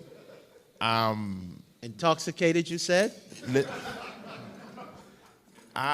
Listen to me. I heard churchmen talk about, you know why she can't let that embarrassing him? Because she needs a good beating. And I'm sitting in this room. See, as we talk about the extreme, all of us, I couldn't finish watching the video about what happened in Key West Street. I couldn't finish watching it. When I saw what it was, I had to turn it off. But that starts somewhere. And there is a mentality that needs to be arrested, and I think some of us are ignorant because we're not on the ground. Many of you may not be on the ground as pastors are and on the ground, obviously. I saw Marius on the ground as well. To know that there are persons who believe it's still okay to hit a woman. There are men that believe, men who go to church, men who are deacons, who are ministers, that believe that if that woman go out of line, you can bring her back in line with corporal punishment. I opened the floor with that. One of the things that I've seen, I saw a TED talk one time about chimpanzees, and they're talking about the alpha male. And I always had this image in my mind of the alpha male. And as they describe the alpha male is actually the protector of the whole tribe. And it's his responsibility to make sure that no harm comes to anyone in that tribe. He's aggressive with everything that he does. I saw the alpha male as someone who was brutal and unkind, but the alpha male is actually the reverse of that. He's extremely compassionate, he's a provider, and he's a protector. We somehow in our society, that video circulating, that gave us an opportunity to look into the mirror and see ourselves, because that happens in this country on an hourly basis, very, very regularly. And it reminds me of the story in Genesis where the priest had cut up his wife into 12 pieces and sent the bodies to the 12 tribe. And it was that shock and awe that made them realize how far they had drifted from the things of God. We as a society have drifted so far from the things of God. We have toxic relationships that have been permitted to escalate into so many different things. I wish we can teach our children, our sons and our daughters, how to have healthy relationships, how to get along with one another. When I say wish, I talk about from a national perspective. We're doing everything we possibly can as pastors in our congregations to teach. We're putting stuff on the airways, but obviously we're not penetrating and getting to everyone. But this is an instance where this whole relationship has gone toxic, and there are tell signs along the way, whether or not people read them or not. These things are there, and yet we have this demonstrated in front of all of our eyes. At some point in time, before it got to that level, the community around them was aware of what's going on. Yeah. He was talking to somebody, or she was talking to someone, and no one said, this thing looked like this is getting really serious. Man, let me take you someplace so you could talk to somebody. So with that, right, with that said, the piggyback right off that. So here's my opinion on that. That can be taken two ways, right? The way that I think it taken first and foremost from the, and I don't want to see him, what the word is. Insensitive. Or biased, right? I guess that's the word. In the inner city, the way that we grow up in the inner city, you're rough, you're tough, this is the perception. Men are not supposed to have feelings. Men are not supposed to hurt. Men are not supposed to be those things. If she upset me to the point where I am sad, I'm supposed to lash out and be angry. I'm not supposed to be sad because I am a man. Men ain't supposed to cry because my daddy and my uncle tell me, boys don't cry. My daddy and uncle, what you crying for? This is generally speaking. So instead of, if we go way, way back to when that gentleman was just, I don't know him, 14, 13, he's having a bad day and he was sad, whoever was responsible for bringing him up said to him, what's going on with you? You want to talk about it rather than saying, fix your face, stop crying, get up off the ground, stuff like that. Then this mentality might have been different. I don't know. But that's where it starts from. Before it even gets to the point to where him and the wife got into any altercation, he only knows one way to lash out because it's not normal for men to have feelings and emotions, and nobody, it is not accepted, especially in the inner city. You are considered soft. And that's a great point. There's no one who should have said that. There's another incident, a violent incident that took place in our country where a young man took another life of a young man. The young man who committed the murder, he saw his mother murder. No one took the time to sit down with him and go through that process of the pain of what he experienced and walk him through that. So he was left on his own. And what happened? He ended up killing somebody else. And so the point that you're making is such a valid point. We cannot be, I mean, how many things do we need to see before we realize that we can no longer be silent? That our silence may cost the life of somebody else. If we see something, let's be a little bit more proactive as citizens in this country to say, come with me, let's go have a conversation with I was somebody. waiting for you to get to that point. I think the answer is bring the point up a lot. And this is my thing on this point. So you have a son, right? Your son is 13, right? Let's say you're a coupier, right? Somebody who work late hours. So I see your son out, 2 o'clock in the morning, hanging on the corner. I know the type of person you are. You're working hard, you're sacrificing, you're trying to make sure your family have the best that you could provide them with. But he going, all right, whatever, you know, he out late at night, smoking dope, hanging, doing all the things that you don't want him to do. So me, being the village, being the citizen, and being a neighbor, I say to him, listen, go inside, buddy, it's late. If your daddy was home, he wouldn't have been here doing this and that, this ain't what he wants from you to do. You know, he wants from you. he goes and tells you, John Brown tell me X, Y, Z. You know what you do now? Boom, boom, boom, boom, boom. Who give you permission to talk to my son? Who tell you to raise my son? I know what I doing, this and that, da, da, da. And that is, I can use him for percentage-wise, that is 85% of the men in the hood, 85% of me men. Right. Because there's no one who is going to raise my child better than me. I'll give you the mic in a minute. No, and we don't, until we accept that, the whole concept that we are a village and we want better for each other, for the country and for the betterment of the young men and black men at that, until we all accept that it ain't gonna never get no better because you ain't good enough to discipline my son, and you ain't good enough to discipline my son, and Dad's ain't good enough to discipline my son, and if you all ever discipline my son, I come in to see y'all.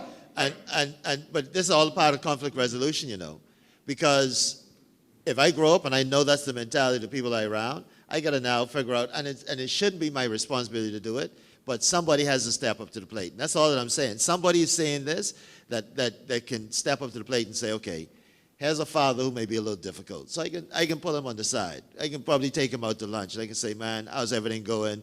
And I'll build that rapport with him and then bring up his son. All I'm saying is it can be done, but we have to have the will to do it. And it's not a one-time.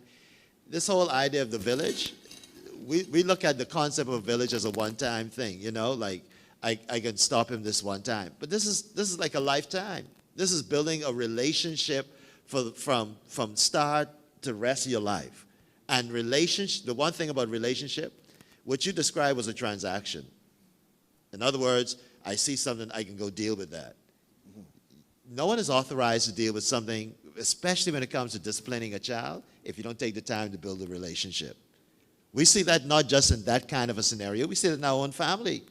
If I don't take the time to build a relationship with my children, when I go to discipline them, it's an issue. Because not only time I'm dealing with them is the discipline. You follow my point? And I follow your point. And before I... Okay, just before he go. On your point, Brother Mario, when you look at persons who, as a matter of fact, all of us as men inside the here, ought to feel responsible when it comes to looking and see a man abusing a woman. If you don't feel responsible what this man is doing, then quite obviously you have destroyed your conscience.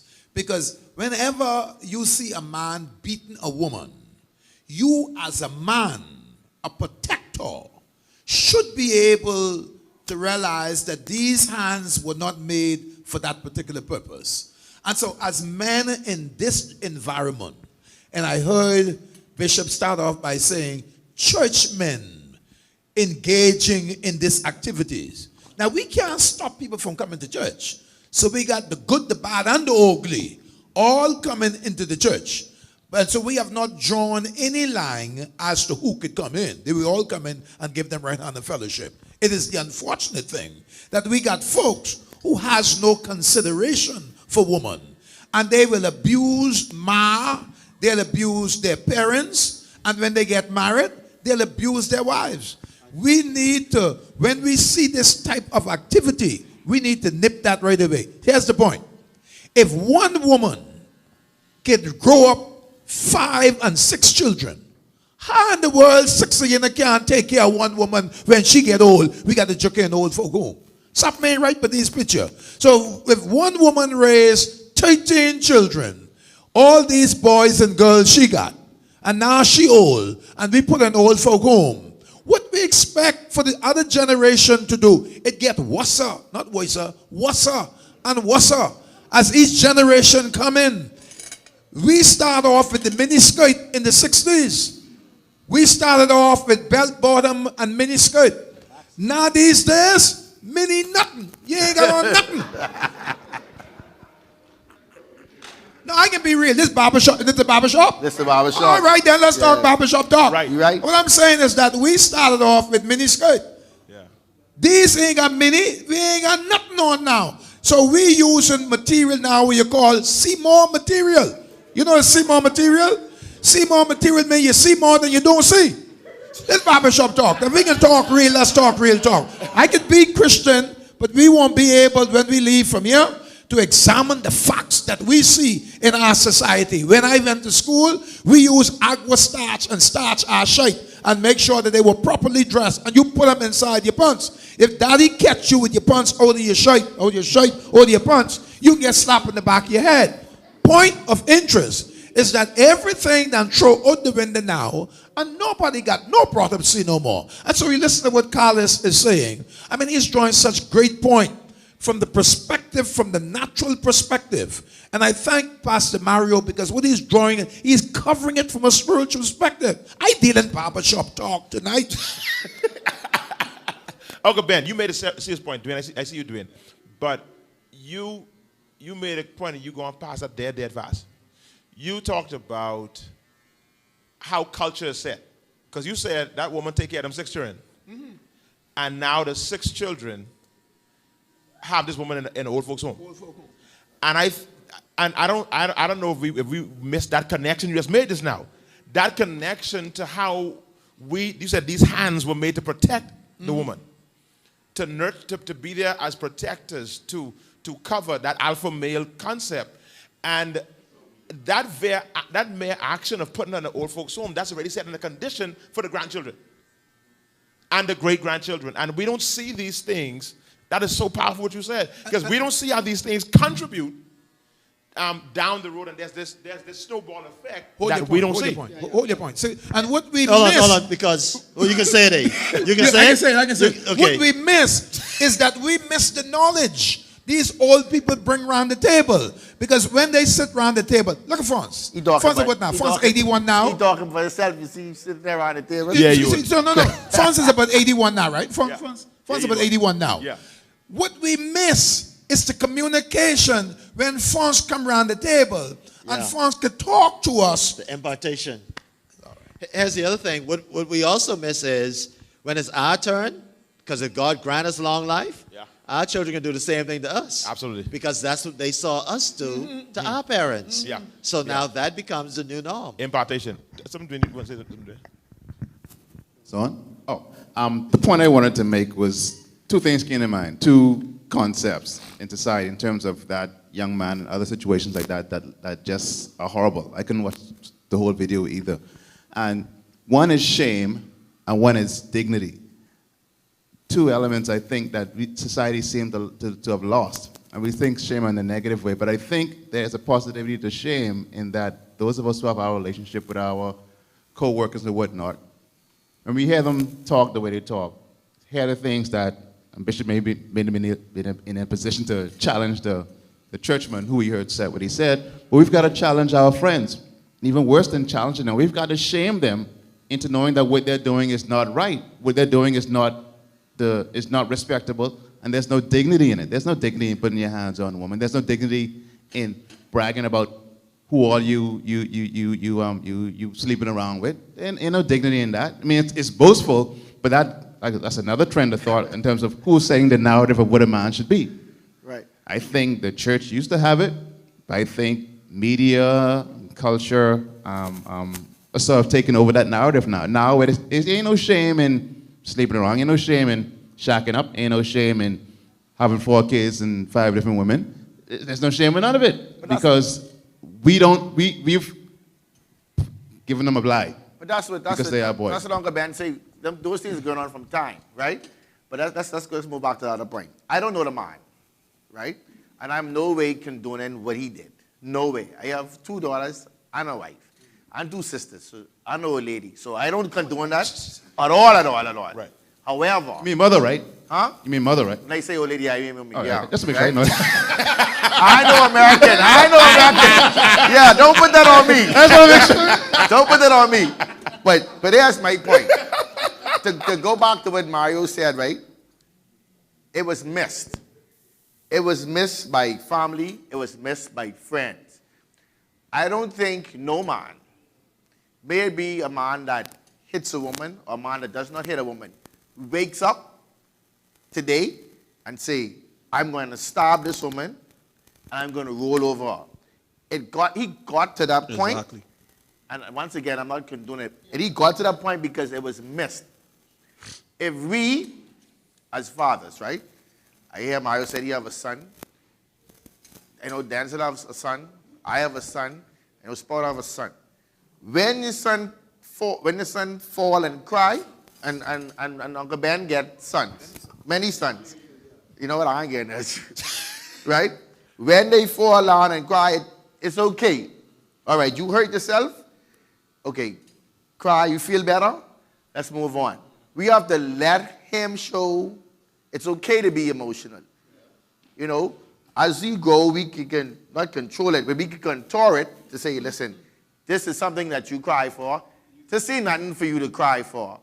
But if you cry... One second. You said not control it, contour it? I'm really proud of you, man. I mean, that was just amazing. I mean, I couldn't let that go. Why Denzel bothering? Wait. Right. And I'm enjoying that. Right. Denzel, you gotta stop, man. We got 2 colors. Yeah, I appreciate that. But if we continue to make them feel like it is wrong to be emotional, if it's wrong to want your daddy to hug you, if it's wrong to want your mommy to hug you when you reach 8 or 9 or 10 or 11, when you start to change your body as you start to hit puberty as a young man, Carlo, it's still okay. not to cut you off. I don't know how much of you all have, like if you have young kids, you all might have been familiar with this movie, Inside Out. Yeah. I was working to the Ministry of Works and I leave to go watch that by myself. I don't know why, but I just telling you. You don't say everything on TV, man. I'm telling you. That's the cartoon? Yeah. It was animation, right? That's a cartoon. Y'all stop it. That's a cartoon. It was built and an off the chain cartoon too. It was built around feelings. Right. And this girl was Joy, and she taught, just like with the kids, you thinking you only could teach them how to be tough and how to be this and how to be that. Sadness was very, very important in that movie to show you it's a time to cry, it's a time to do everything. But you really watch this movie? He was into the movie. Yeah. Listen, it's a good movie, but that's but the life. I'll teach you about life. Absolutely. Even when you get mad, like how your boy say, the foot is down. I know you all remember that. Right. Okay, so like I say, The foot is down. like on your point, if you don't teach them how to be sad and let them be sad, that's what anger could be balled up in you for a long time. They have no outlet. No outlet. They have no outlet. Sadness is outlet. I try to figure out why Carlos have a lapel and I don't. No, and then somebody said that. I reach first. Somebody say that we should intervene as other men if we see this activity going on. But watch this. Some family members just condone this stuff. They would say to you, oh, don't worry about them. That has happened all the time. They'll get back together. And that means you must shut your mouth. That's really good. Even though it's wrong, they'll fight you on this. And it'll be a war with you and them. And that's exactly the point. That's why we have to step up to the plate. We step up as man because we never see that happen. Now, my old lady had 9 boys and 3 girls. Wow. And most of the time, the old man wasn't there. He had to wait to provide for her. But she would have knocked you out if you to do these things like that. Right. But I'm saying, if you try to intervene here or any place in these people's business, the first thing they can say, they always do that. Child, don't get involved in that. The more they'll be back together. But that's exactly my point. I mean, how much of this do we need to see before we realize that we do need to intervene? Someone needs to step up to the plate and say, hey, these are red flags. And we've seen in the last 2-3 weeks, we have seen 2 incredible incidents in this country that we haven't seen publicly before, right? So right now, as a nation, as a Bahamian people, we should be thinking to ourselves, what is my role in this? Right. How did I allow this to happen? But see, we can't. All right, we run it. All right, so no disrespect to the churchmen. We got to keep in barbershop dog. Call a spade a spade. So here we go. I can't change me if I don't want change. So you can intervene in my relationship with my abusive relationship with my girlfriend all you want. But if she happy with me, beating up on her, and I happy beating up on her, ain't nothing you could say, ain't nothing he could say. And I agree with you because we don't need to have a God complex to think that we could change people. We have to. But that's not the point. But we have to know the point is the person. I say what I wanted to say. The person inside the situation is the person that I have to want to make the change. So that man can have the want to stop and walk away. Other women have to want to stop getting beat and walk away.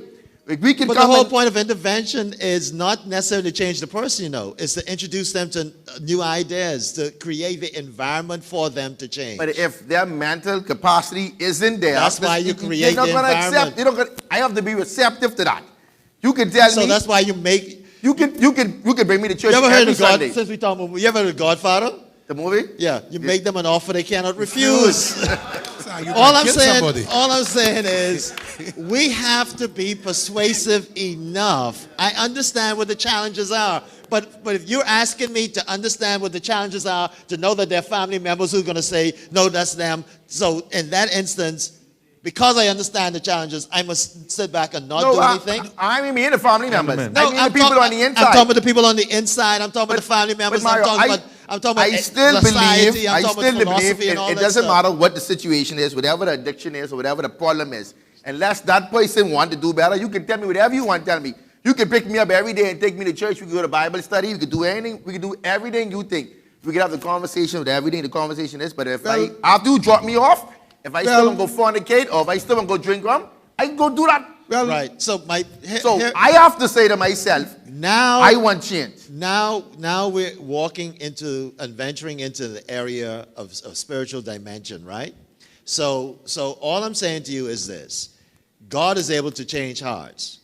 We know we're not God, so we can't do that. But what God wants us to do, it's leading towards it. Exactly. Fair Boy, enough. I just wanted to make sure we saw the same thing. See, I had to be a little confident. I had to be a little confident. I just couldn't let you just get away. Give the brother down the way. Go ahead, bro. I wanted to make a point. When I was a smaller boy, was a young boy in Grand Bahama growing up, there was this lady that I used to go to the store for and all that stuff like that. And the husband was a good provider because they had 2 children. But the family would have think that he was an excellent man. But when this man would have drink, this man would have come home and you would have seen a transformation like the Hulk. Yeah. He would have beat this woman, carry on. One night, this lady get tired of that, and this lady starved him to death. I was a small boy in Grand Bahama. But if they did ask us, we would have said he was a good man. Because this guy would have taken care of the family, all that. When he's not drinking, this is a normal man. But she get her breaking point. So, yes, she get to a breaking point. So we She don't drops need that something on him? happening. We got to intervene when the opportunity presents itself. Exactly. We got to do something. But like he said earlier, right, it's not a one-time thing. You have to go into the situation knowing that I want the situation better for them, so I have to continue to trot that trot. I can make you assistant pastor. No, sir.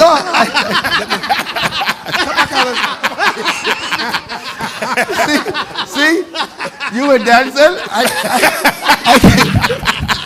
I get that way. Here's the second point. Let's come down Market Street on this area here. Let's see if we can shift. You good, Jumping Village again? Yeah, no, we come down. No. He gave me belly my belly Jumping Village was Blue Hill back. Road. We coming down Market Street when it was two-way. All right, okay, Yeah, when good. it was two-way. No, so you ain't know about that. You going on Blue Hill Road, only one way now. No, let's go Market Street. Right. Here's the next point we want to look at. Carlos draw a tremendous point. He know about what he was talking. Maybe someone tell him about it. Right. But he went back to the days when you talk about mining and taking care of people, and he spoke about a village trying to raise an area. Right. I think we have gone so far from that most of the folk won't even understand what he's talking about. But I could relate to that because for me, that's good principle for me. And what it actually means for you listening to me was that when my neighbor would wash on Saturday and had to go down to the market downtown because everything was downtown, and you go to the market, and if it rained, You want to pick them clothes in? we went over there picking her clothes, and Mama was fine and cool enough to fold up every piece of clothes. And when the neighbor come, we gone back over the yard and take it to her. Now, Touch somebody close today. Yeah. It simply you means- go to wash take the clothes in the dryer and put it in the thing to put your clothes in the dryer. We make it no dryer. It was a dryer then. They And- destroy you so in here, Carlos, superwash. here's the point, Carlos. And so when we got big enough, we recognized that our neighbor was important to us because Mama showed that there was principle in helping the neighbor cross the street. So when I got big big enough to understand what responsibility was all about. I learned early about responsibility.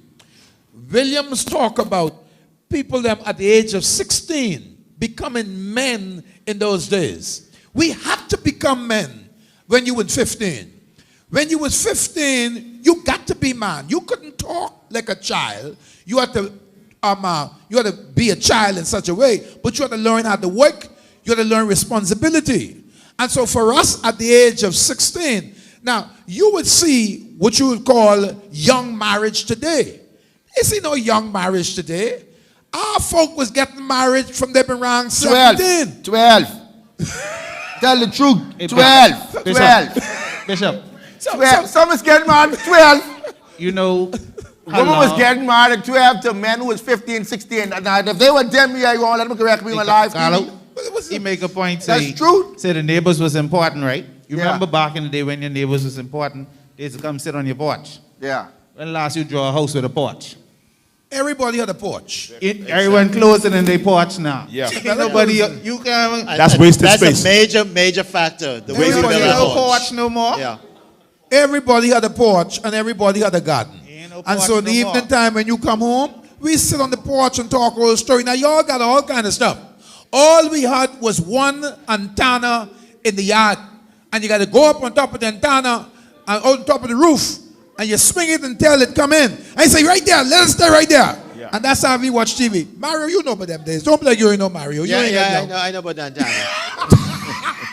I know about them days because there's only ABC, CBS, You and got NBC. it. Yeah. That's the only three. WSVN 7. No. Wait a minute. Wait a minute. You come from them Carlo. stations. ABC, Carlo, CBS, still to and this. Your daughters is go outside Still the to place.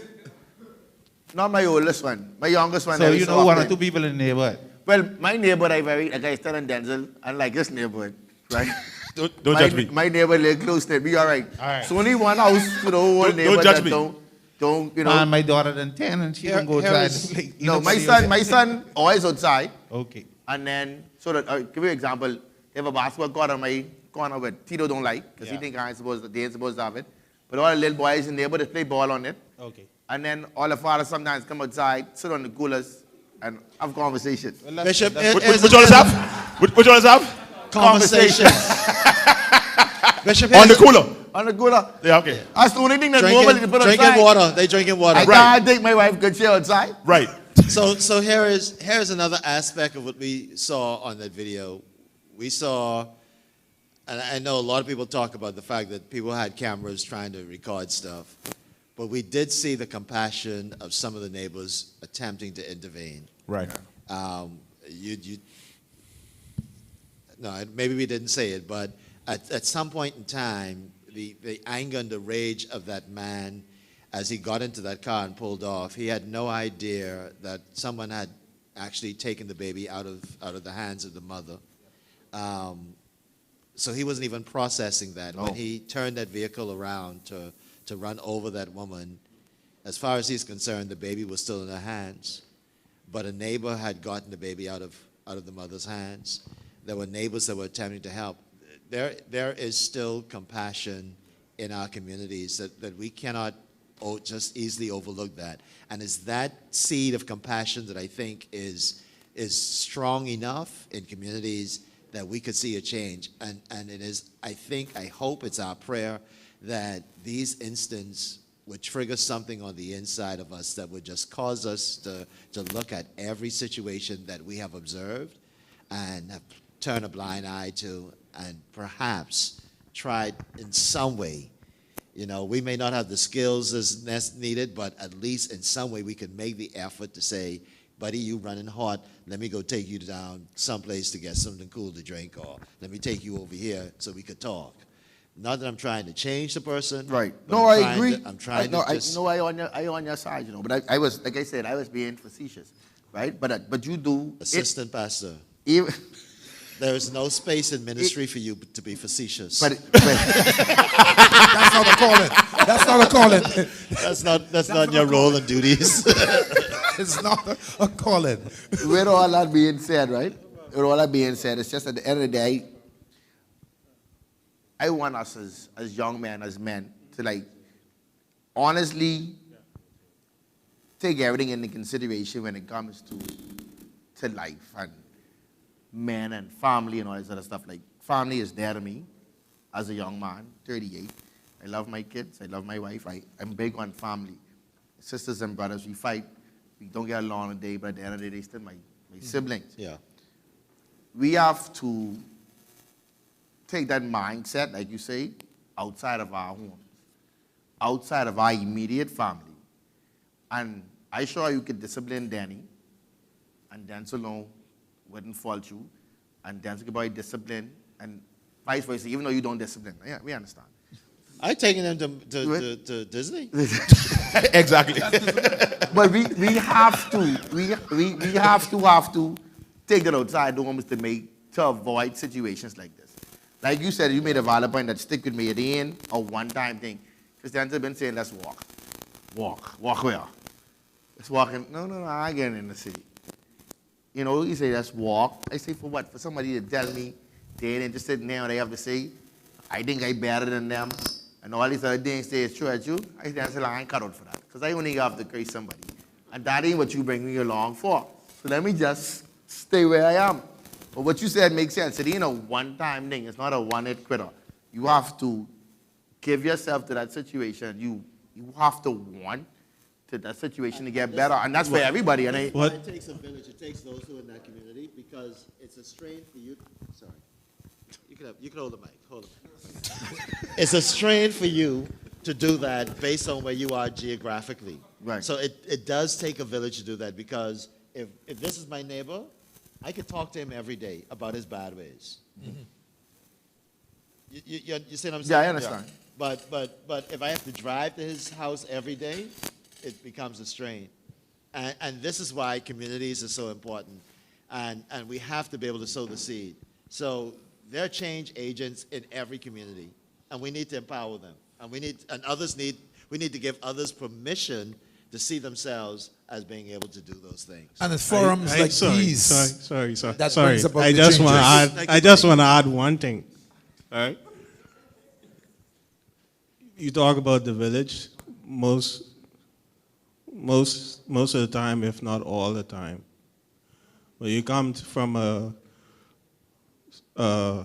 environment where there's only violence, there's only cussing and carrying on, there's only fighting, I'm going to be a product of that environment. I totally disagree with you, and I cut you off right there. Unless God intervenes. That's who intervenes? God intervenes. Okay, then. You didn't let me finish. Yeah, I'm sorry. Because I see people love to say that, and I hate to hear that. But the point here is this. I'm a systems person, right? I love systems. And I can tell you systems trump preaching any day. So the point that you're making is a valid point. Don't back down from your point. Okay. No, but I interrupted him before he got to his punchline. Yeah. So and when I say that, let me explain what I'm talking about. We've all said you go to church? I do go to church. Okay. So you're saying yeah. I said it one day. Didn't say nothing. I know where you going. So I ain't saying nothing. Here's something all of us would have seen and experienced in church: a youth retreat. The youth goes out. We know the youth. Of the He wasn't that deep in church. He don't know what you're talking about. See. This is my point. The youth goes to a retreat, spend a weekend, Friday, Saturday, Sunday. They come back Sunday afternoon, and they're in church Sunday night because that's testifying night, right? And there's one guy in the group who everybody in the church knows this is a bad fellow.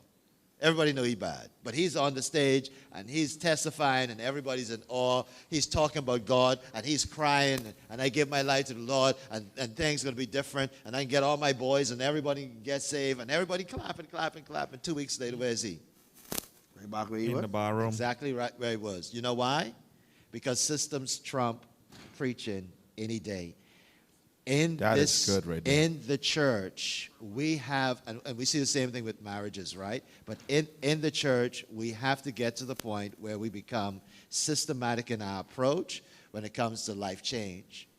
God works through systems. God worked through systems so much so that he even worked through bad leaders who have systems in order to get his work accomplished. Good. And all you got to do is read the Old Testament. Jesus himself had to take his disciples out of that environment. Jesus had to take his disciples out of that environment where they were. So they had to hang with him all the time and to change the mindset. I can challenge you on that. I'd like to comment That there on are this, systems gentlemen. thinking. That there are systems thinking. And that's exactly what happened. Jesus' whole ministry was, come with me, pull up a rock. And that's how life change happened. It's a very gradual process. It's a slow process. So life changes happen? But yeah, once the engine is rolling, you can't stop it. You can't stop it. Let me jump in that same area on violence, because that's what we was dealing with earlier. I think the young men in our society have watched so much movies in violence, and these games that I see that these young children are playing, no one seems to be monitoring these young children. And you could hear them saying, man, shoot him, shoot him. You think, what is this going on here? It's so real. They got these little gadget in their hand on the bus, going to school, coming from school. They got violence in their hand. And everything about them is violence, blood. And it's like nothing to watch these little stuff. I started to watch this, what was circulating around. And I had to cut it off because water started running down my eye. To see what a young man would beat a woman and then literally try to kill the person. I couldn't watch that. But little children would be on their little games and watching all this axe and thing, chopping people's head open and blood dripping. And they saying, I want another version to this. And they're quite happy with what they're watching. Whereas with me, I can't even stomach to see blood. And they got these games and things playing. So my thing is, what you think would become of that generation if we really put a gun in their hand and say, go ahead and kill somebody? It's become like it's nothing to them. For instance, when we heard COVID first come and we heard one person die, we start to mourn. Two, we start.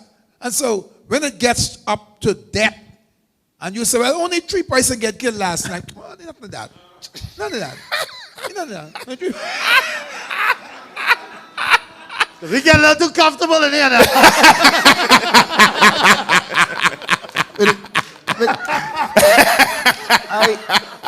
I agree, but I kind of disagree, right? I don't believe. I don't believe video games in all cases contributes that. I say all. I saying Yes. that child. But don't twist my violent. word. I say all. You say the These little games. kids them. Yeah. But these, you watch the kids them Yeah, with but these some of them games. play, some play, and some play the games responsibly, and some take the game to a whole another level, right? What's your Who favorite take it game? the next I level? don't play video games, and if I do, I play Madden. But here's my thing: Madden, football. But this goes to my point too. I think not to jump to another topic, but games, books, movies of, let's say, violent content affects people differently based on where they are mentally. Same thing, that's my same mindset on, not to go there, but on weed, on dope. Some people can smoke dope and be fine. Some people can smoke dope and lose their mind. How do you? Because I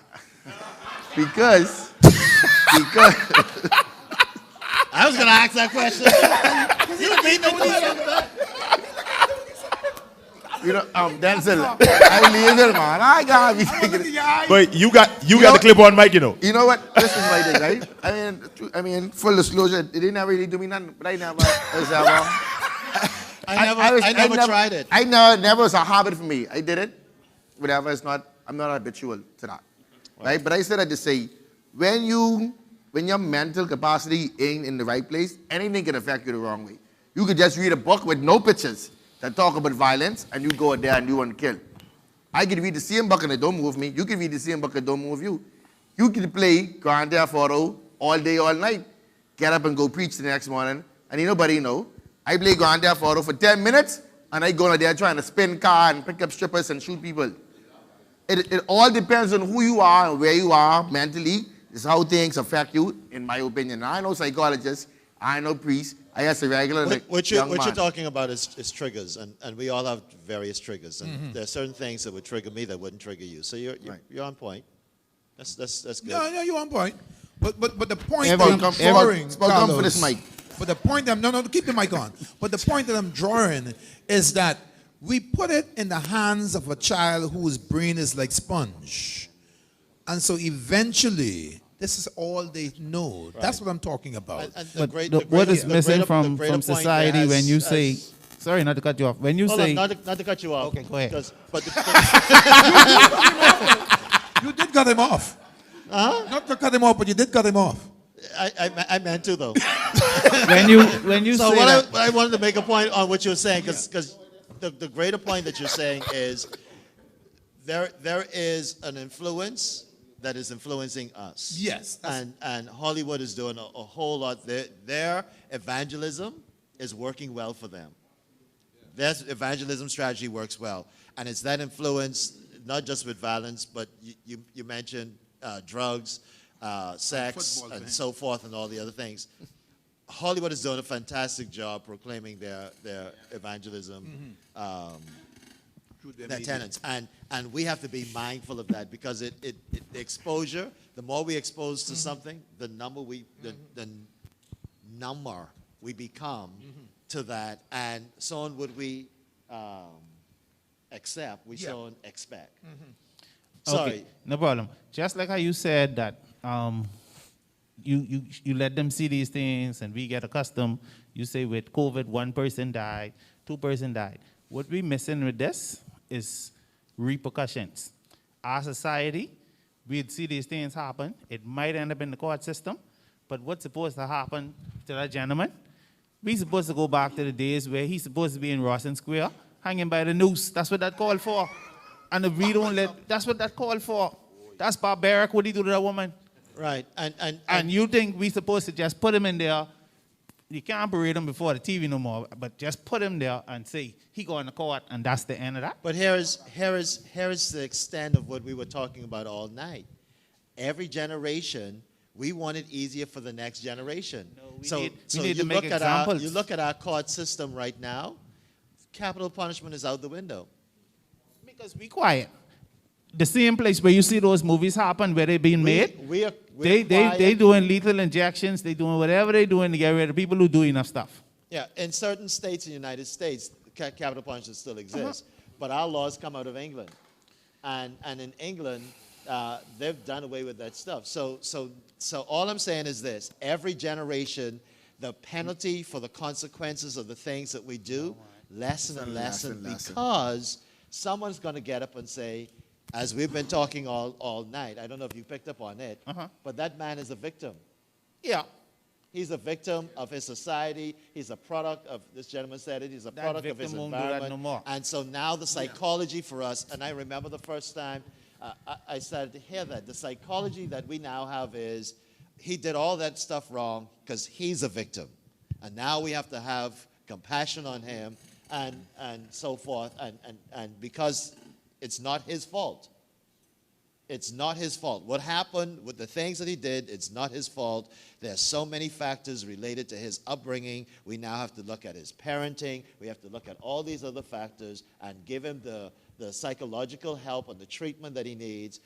And rightfully so, we cannot penalize him if he was not aware. I won't penalize him, but you're, we just gonna make sure he won't do it again. I'm just explaining all that so that you.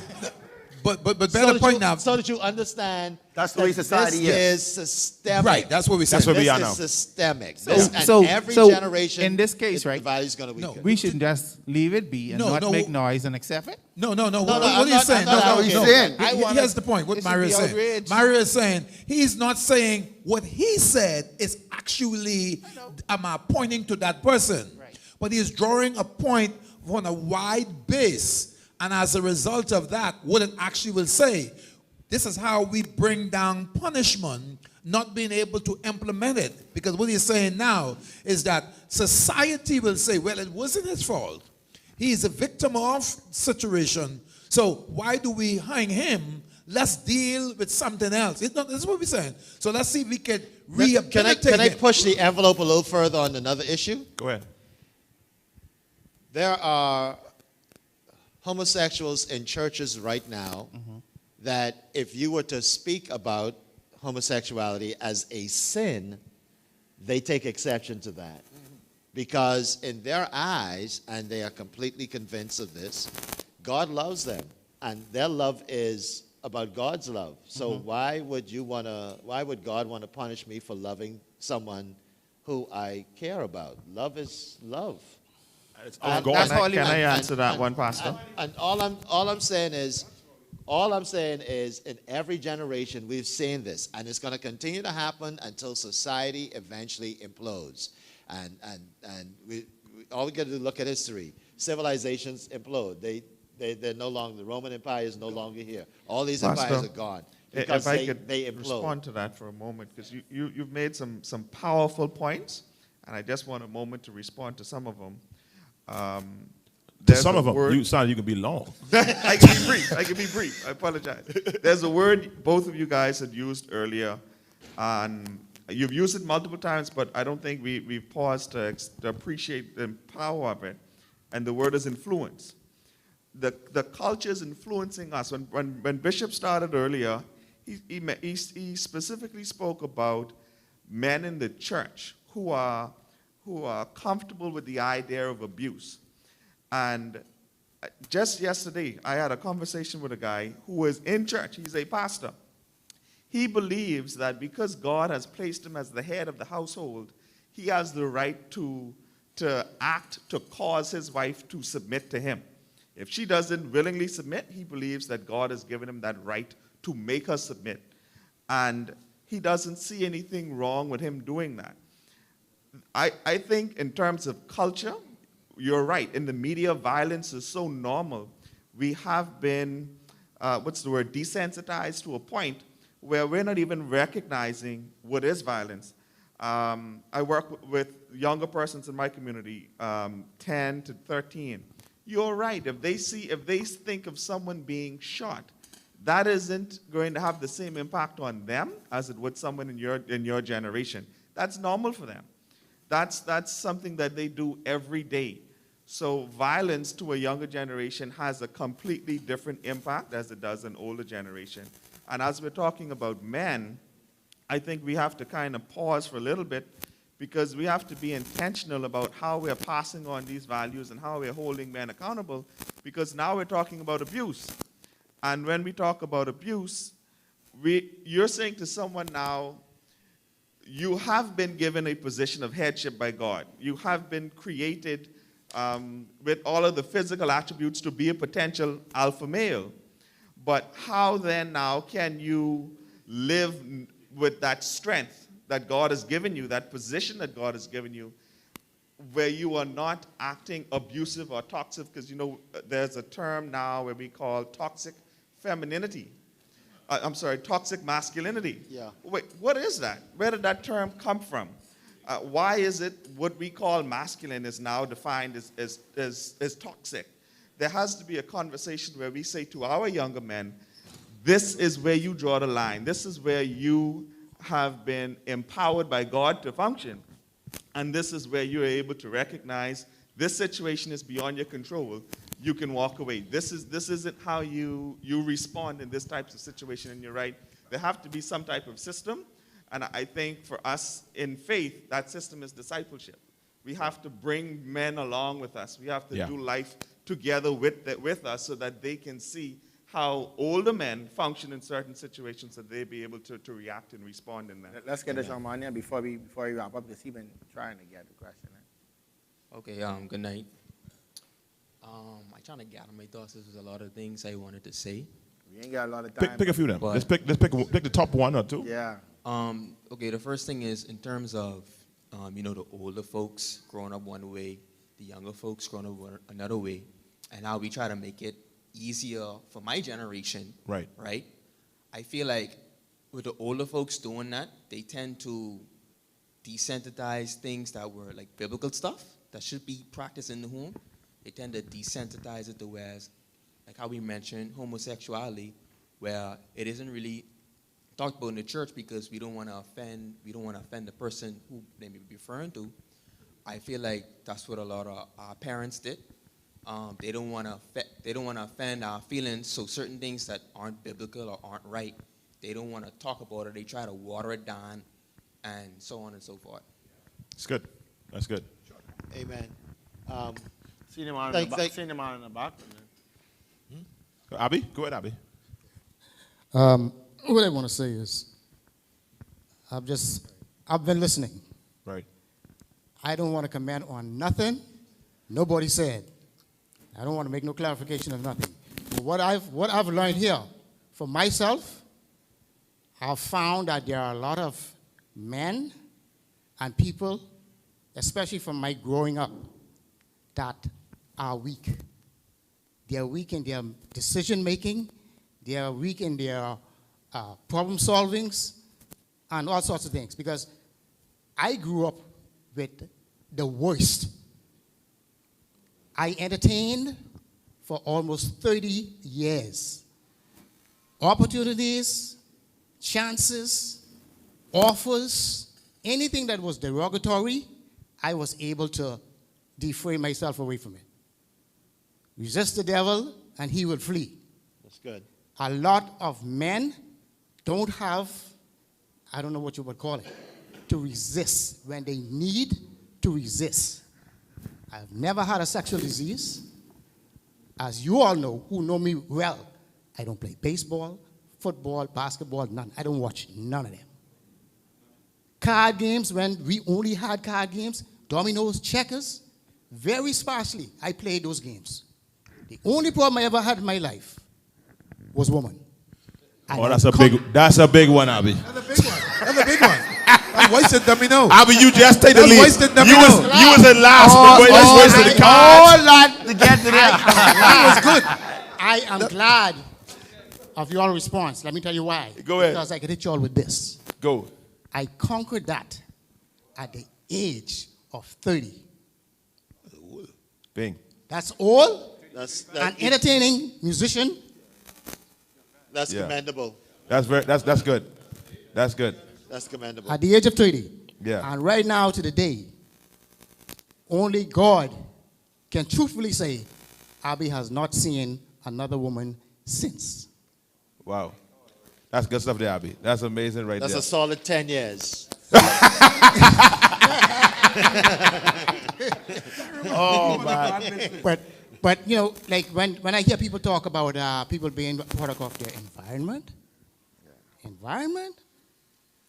I've been around some environment where who ain't dead in jail. But I always knew when to say, it's time for me to leave, or it's time for me to be someplace else.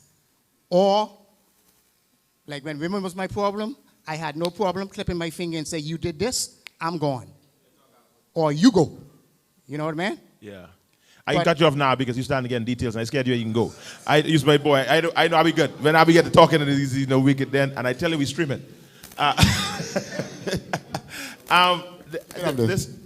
Somebody. I know we are right at the edge of our time. And this has been an amazing encounter tonight, an amazing experience. I think what is critical, Mario talked about systems, and systems demand intentionality.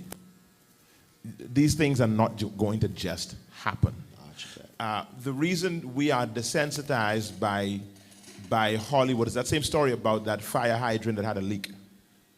That one single leak at the fire hydrant that was hitting the concrete, and the concrete was being deformed, but nobody could see it because it's only just one drop. But that constant drop over weeks and months, and we architects and engineers can tell you that you don't realize that the concrete is being deformed. How can a drop of water deform concrete if it keeps on hitting that same spot over and over and over again?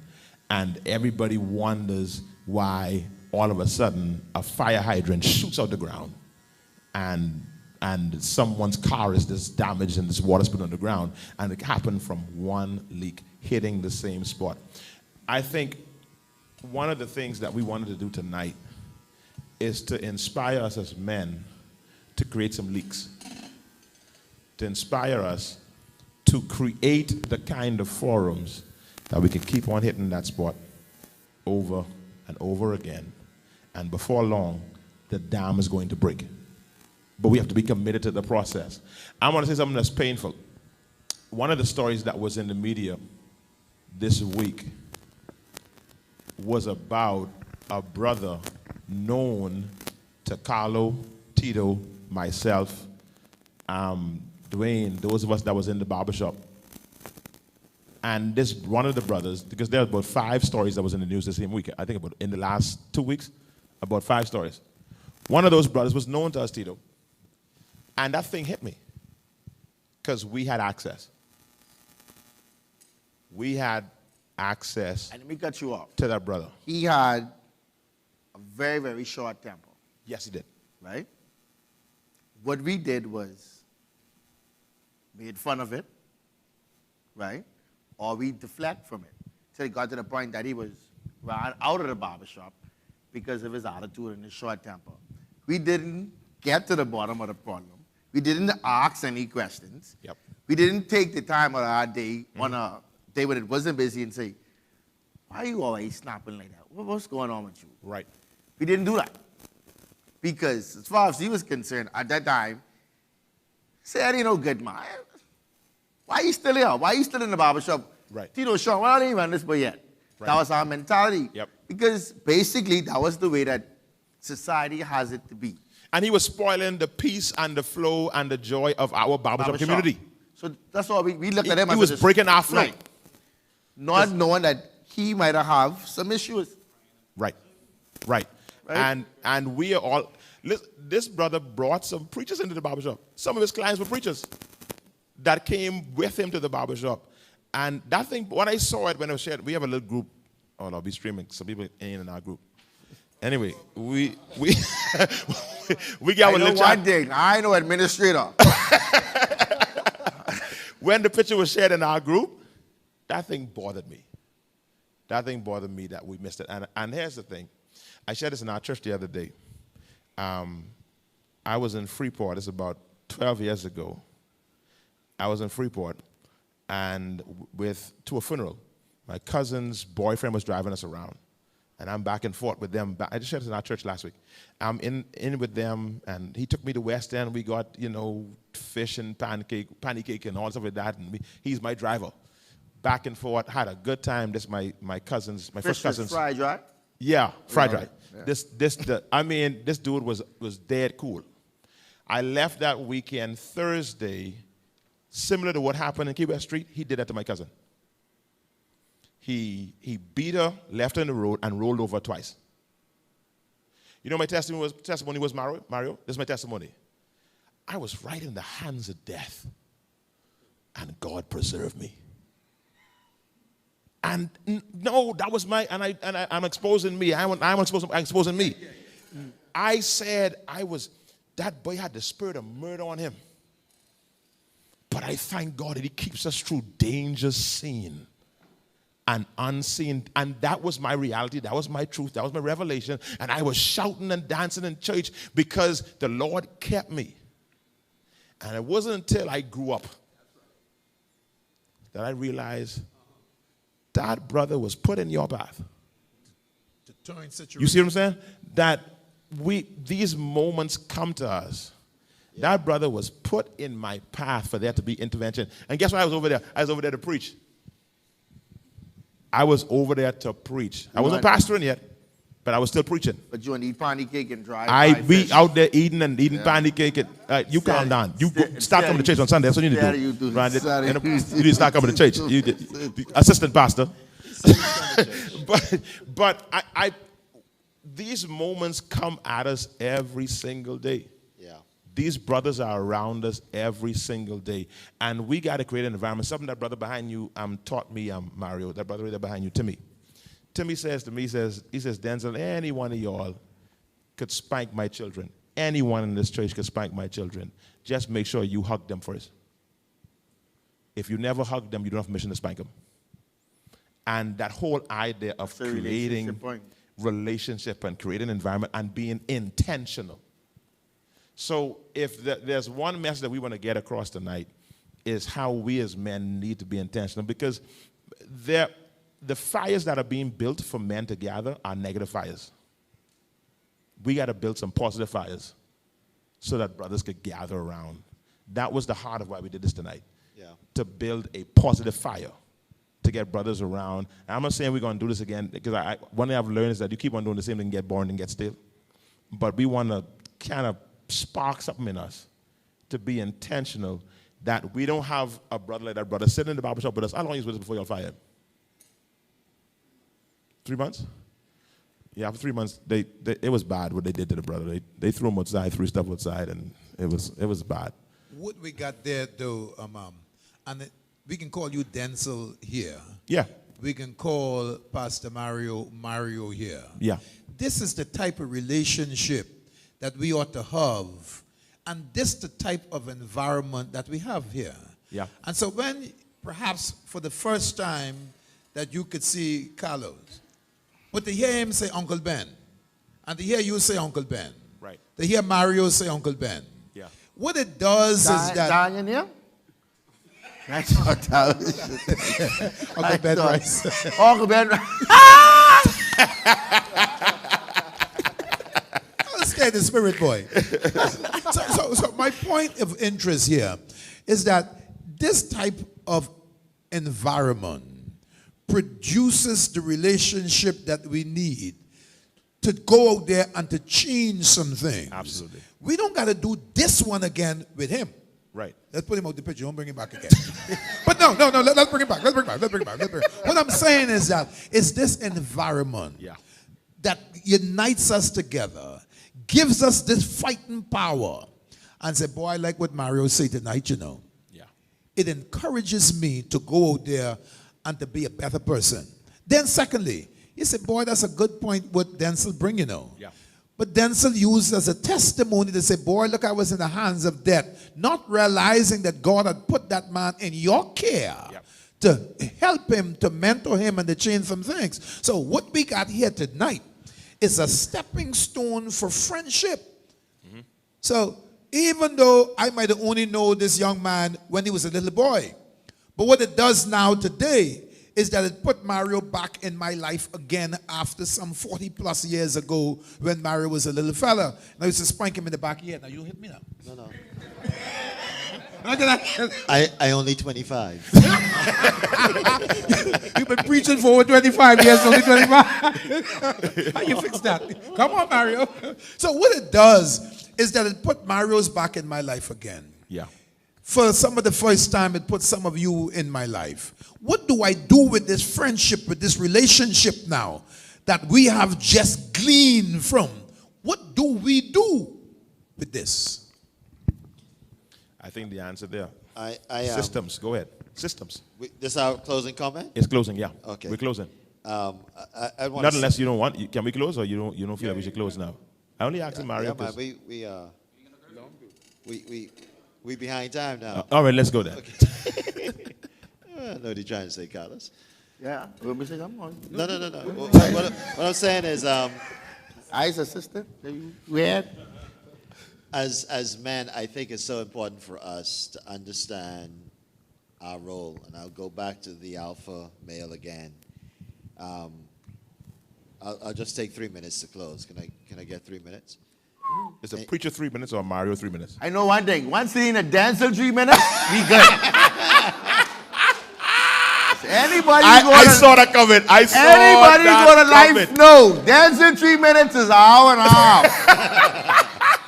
But go ahead, Mr. Mario. So in conclusion, I want us to go, since we're all talking about men, I share this very, very commonly and very often. As we go back to the original marriage in the Garden of Eden, where God made Adam and Eve, and we know that Satan came into the garden and tempted Eve. And I don't know if you ever asked yourself the question, what would make a woman talk to a snake? Mm-hmm. Most of you probably don't know the answer to that question, but women know right away. And what would make a woman talk to a snake is that the man wasn't around for her to talk to. Women need conversations. There's oxygen in their world. And the more words you give her, the more oxygen she has. So she engages in the conversation, she partakes of the fruit, and then Adam comes along. And we know the Genesis story, he partakes of the fruit as well. And then God comes along and asks this incredible question, Adam, where are you? And it's not a question of geography, because God knows where he is. He knows his GPS. It's a question, it's a relational question. Where are you in terms of your relationship with me? And Adam's response is staggering. Adam says, this woman you gave me. And we look at Adam as though he's blaming woman. Now, I want you to think about that for a second. He's blaming a woman for the situation that he's in. What would God's response be to him?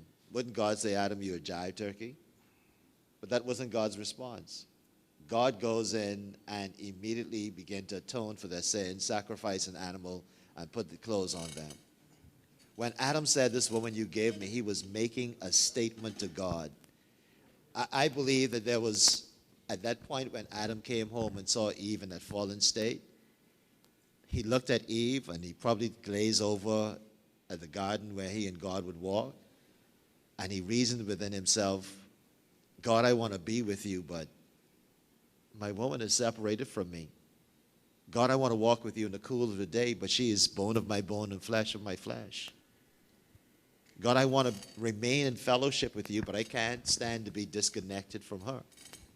And so Adam did the only thing that he knew to do, and that was to partake of the fruit so he could be reunited with his Eve.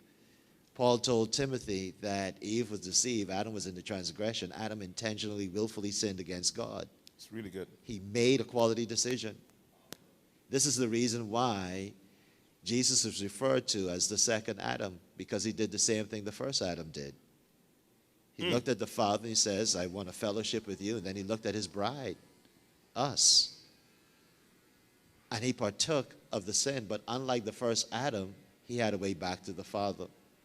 And I say that to say that the responsibility that we have as men is to do exactly that, lay down our lives. But unlike Adam, through Jesus Christ, we always have a way back to the Father to redeem our families. We're alpha men not because we beat on our chest. God created us first, not in preeminence, but first in responsibility. That means everything in our families are going to rest on our shoulders because we're the leader. And so we have to make every single effort we possibly can to ensure that we do what it is that God has called us to do. And that is to be the man, to take that role on. And anytime we do otherwise and we violate that, it is a malfunction. We need to get back to God and ask God to help us to be the man he created us to be. Jeez. How are you supposed to top that? It's impossible. That was Yeah. so potent, man. Yeah, that was right. powerful, man. I can just say two things then. It starts with us. It starts with us. Thank you for inviting me on this panel. Thanks for coming, buddy. Even though this is a barbershop talk, all that's supposed to be here, but we'll leave that for another day. This is my thing. It starts with us. It starts with you, Dwayne. It starts with you, Ken. The young man, yeah. By when I mean by that is pick up the phone. Call your friend, check on them. Hey, you all right? Yeah, man, I ain't good. No. Hey, are you okay? What's going on with you? How's things? If we do this more and more and more, we could avoid some of the situations we have. So just check on your friend, check on your brother. You can check on your sister. But as men, check on each other. If we don't check on each other, stuff falls, it just happens. You lose your job. You catch your wife cheating. Your children don't tell you they love you. Your daddy ain't talking to you. And you have to do all this stuff all on your own. Nobody checking on you and you portray what everybody is used to seeing. You continue to be Dwayne. You continue to dress the way you're supposed to dress. You continue to act the way you're supposed to act. But deep down inside, you're going through a lot and nobody asking you nothing. So check on your friends. Pick up the phone. I don't have to be a preacher. You don't have to be a pastor. You don't have to be a psychologist to check on your friend. Just ask them how they doing. Pick them up. Take them on a basketball court if you was a baller. If you have a favorite spot, you go to hang out, you read your book, you're not going to read your book. If you go to your favorite watering hole, go to your favorite watering hole. Whatever it takes to get that person to open up to you, yeah, swimming pool, to check on you, you do that. You just check on each other, and that's the beginning. That's the beginning. That's, in my opinion, that's the first step to curving some things. Just check on each other periodically, mental state, make sure they're all right. That's the most I can say after. That's a powerful table there. I mean, because what Pastor Ben said, what Pastor Mario said, and what Carlos said, and Pastor Carlos, sorry. And let's just thank all these brothers that were shared and being a part of this tonight. It's just been amazing. The views on all of our platforms are amazing. The views, let's thank our online audience. There's an amazing audience online. The views are tremendous. Thank you all for tuning in. For all of your comments that you would have sent in, those in our churches in the Family Islands, and those just who tuned in and came to be a part of this. Thank you so much. I feel like we got to do this again. We ain't going to do it right away because we don't want to get stale, you know, so we're going to do this again at some point. Carl, I'm still talking. Sit down. Sit down there. Please, man, these brothers that have been serving cutting heads tonight. Let's thank these brothers, man. Tito and Q, they did an amazing job on Mario. Mario was shining. I mean, they did a great job. They got everybody. Thank you all so much, brothers, and we appreciate this whole experience. I want to I'm not preaching. 3 minutes, time me. I can be shorter than Mario. No, you time me. I can be shorter than Mario. I want to read the scripture. That's all I want to do. Read the scripture. Stop it. Here's what it says. Mario, they say I do long. I want you to pay attention so you know I don't be long. This day lie on me. Right. 2 Chronicles chapter 13. This has changed my life. To me, this is the scripture for every man to know this and to ingest this. Because I want to just, it's hard to cap what these brothers said at this table in their closing comments. Watch this. But Jeroboam caused an ambushment to come about behind him so that they were before Judah and the ambushment was behind them. So here it is now. Judah was surrounded. Enemy in front, enemy in back, surrounded. That's kind of where we've been from Dorian. We've been surrounded as a country. The hurricane came, the financial thing, the loss of life, then COVID comes, all these things are happening. It's like we have the enemy surrounding us, and it's crazy the situation that we have been in as a nation. I'm glad of what Carlos spoke to. A lot of men hurting. A lot of brothers are hurting, man, because we got to put on a facade. Where do brothers have to sit down next to a brother and just start crying? Where's the safe place for a brother to release when I got to put on a face in church, I got to put on a face on the job, I got to put on a face wherever I go, I got to put on a face at home because I got to look like I got it together. And that's been a lot of our reality as of late. Surrounded. Watch what the text says. And when Judah looked back, behold, the battle was before and behind. And here's it. The first thing that happened, and the people cried. This is so crazy. The people cried. That's the first thing that happened. And then the priest sounded with the trumpet. People cried. Priest sounded with the trumpet. Nothing happened. Watch this, Mario. Verse 14 says, verse 15 says, then the men of Judah gave a shout. And watch this. And as the men of Judah shouted, it came to pass that God smote the enemy. People cried. Nothing happened. The priest blew the trumpet. That's the revs. Pastor Carlo, Pastor Mario, Pastor Ben. We blew the trumpet. Nothing happened. The men shouted. And as they shouted, God smote the enemy. I want to apologize to men in this room and men watching online that the church has made you feel that we didn't need your shout. That we made it uncomfortable for you to join us. That we made this picture as though church is feminine. And when you do come to church, we bash you and tell you how you know good. I want to apologize. And I need you to understand that if we can defeat this enemy that surrounds us, thank God for the women and children who shouting, who crying. We thank God for them. Because now all three was necessary. You need the women to cry. You need the priest to blow the trumpet. But there's a missing ingredient. The men got to be the one. And the shout was not a shout. Watch it. The shout of the men was not one of Lord help us. The shout was a war cry. It was a battle cry. The men got up and shouted and says, let's go to war. And when the men said, let's go to war, guess what? The men didn't have to fight. God fought for them. And they won. Brethren, we need all y'all, man. We need y'all to fully engage so that we could win this battle of this nation and win the battle of this age. And I finished, boy. No, you don't.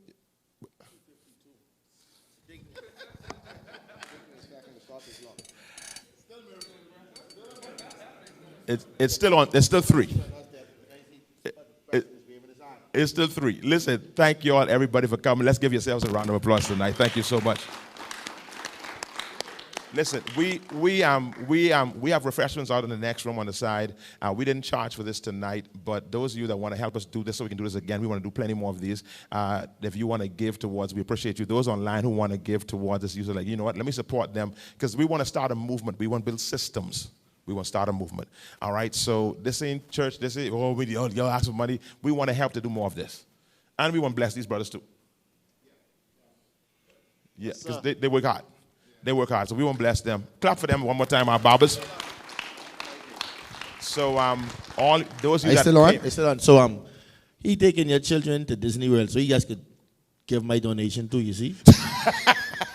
No, I said I'm paying for them to go. He only carrying them. Yeah, that's even more reason for them to give the donation because you contributing to your children, so you're a little extra. So put a little 50 cents for them.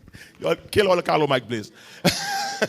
Good night, everybody. Thank you as you give. Father, thank you for those who are going to give tonight, those online and those in the room. We bless their seed. We thank you that they're giving into the work of the kingdom, and the promises of God are sure. Your promises are, as we give to your work, you take care of our work. As we take care of your business, you take care of our business. So we bless you for that. Thank you for all the brothers that are in this room.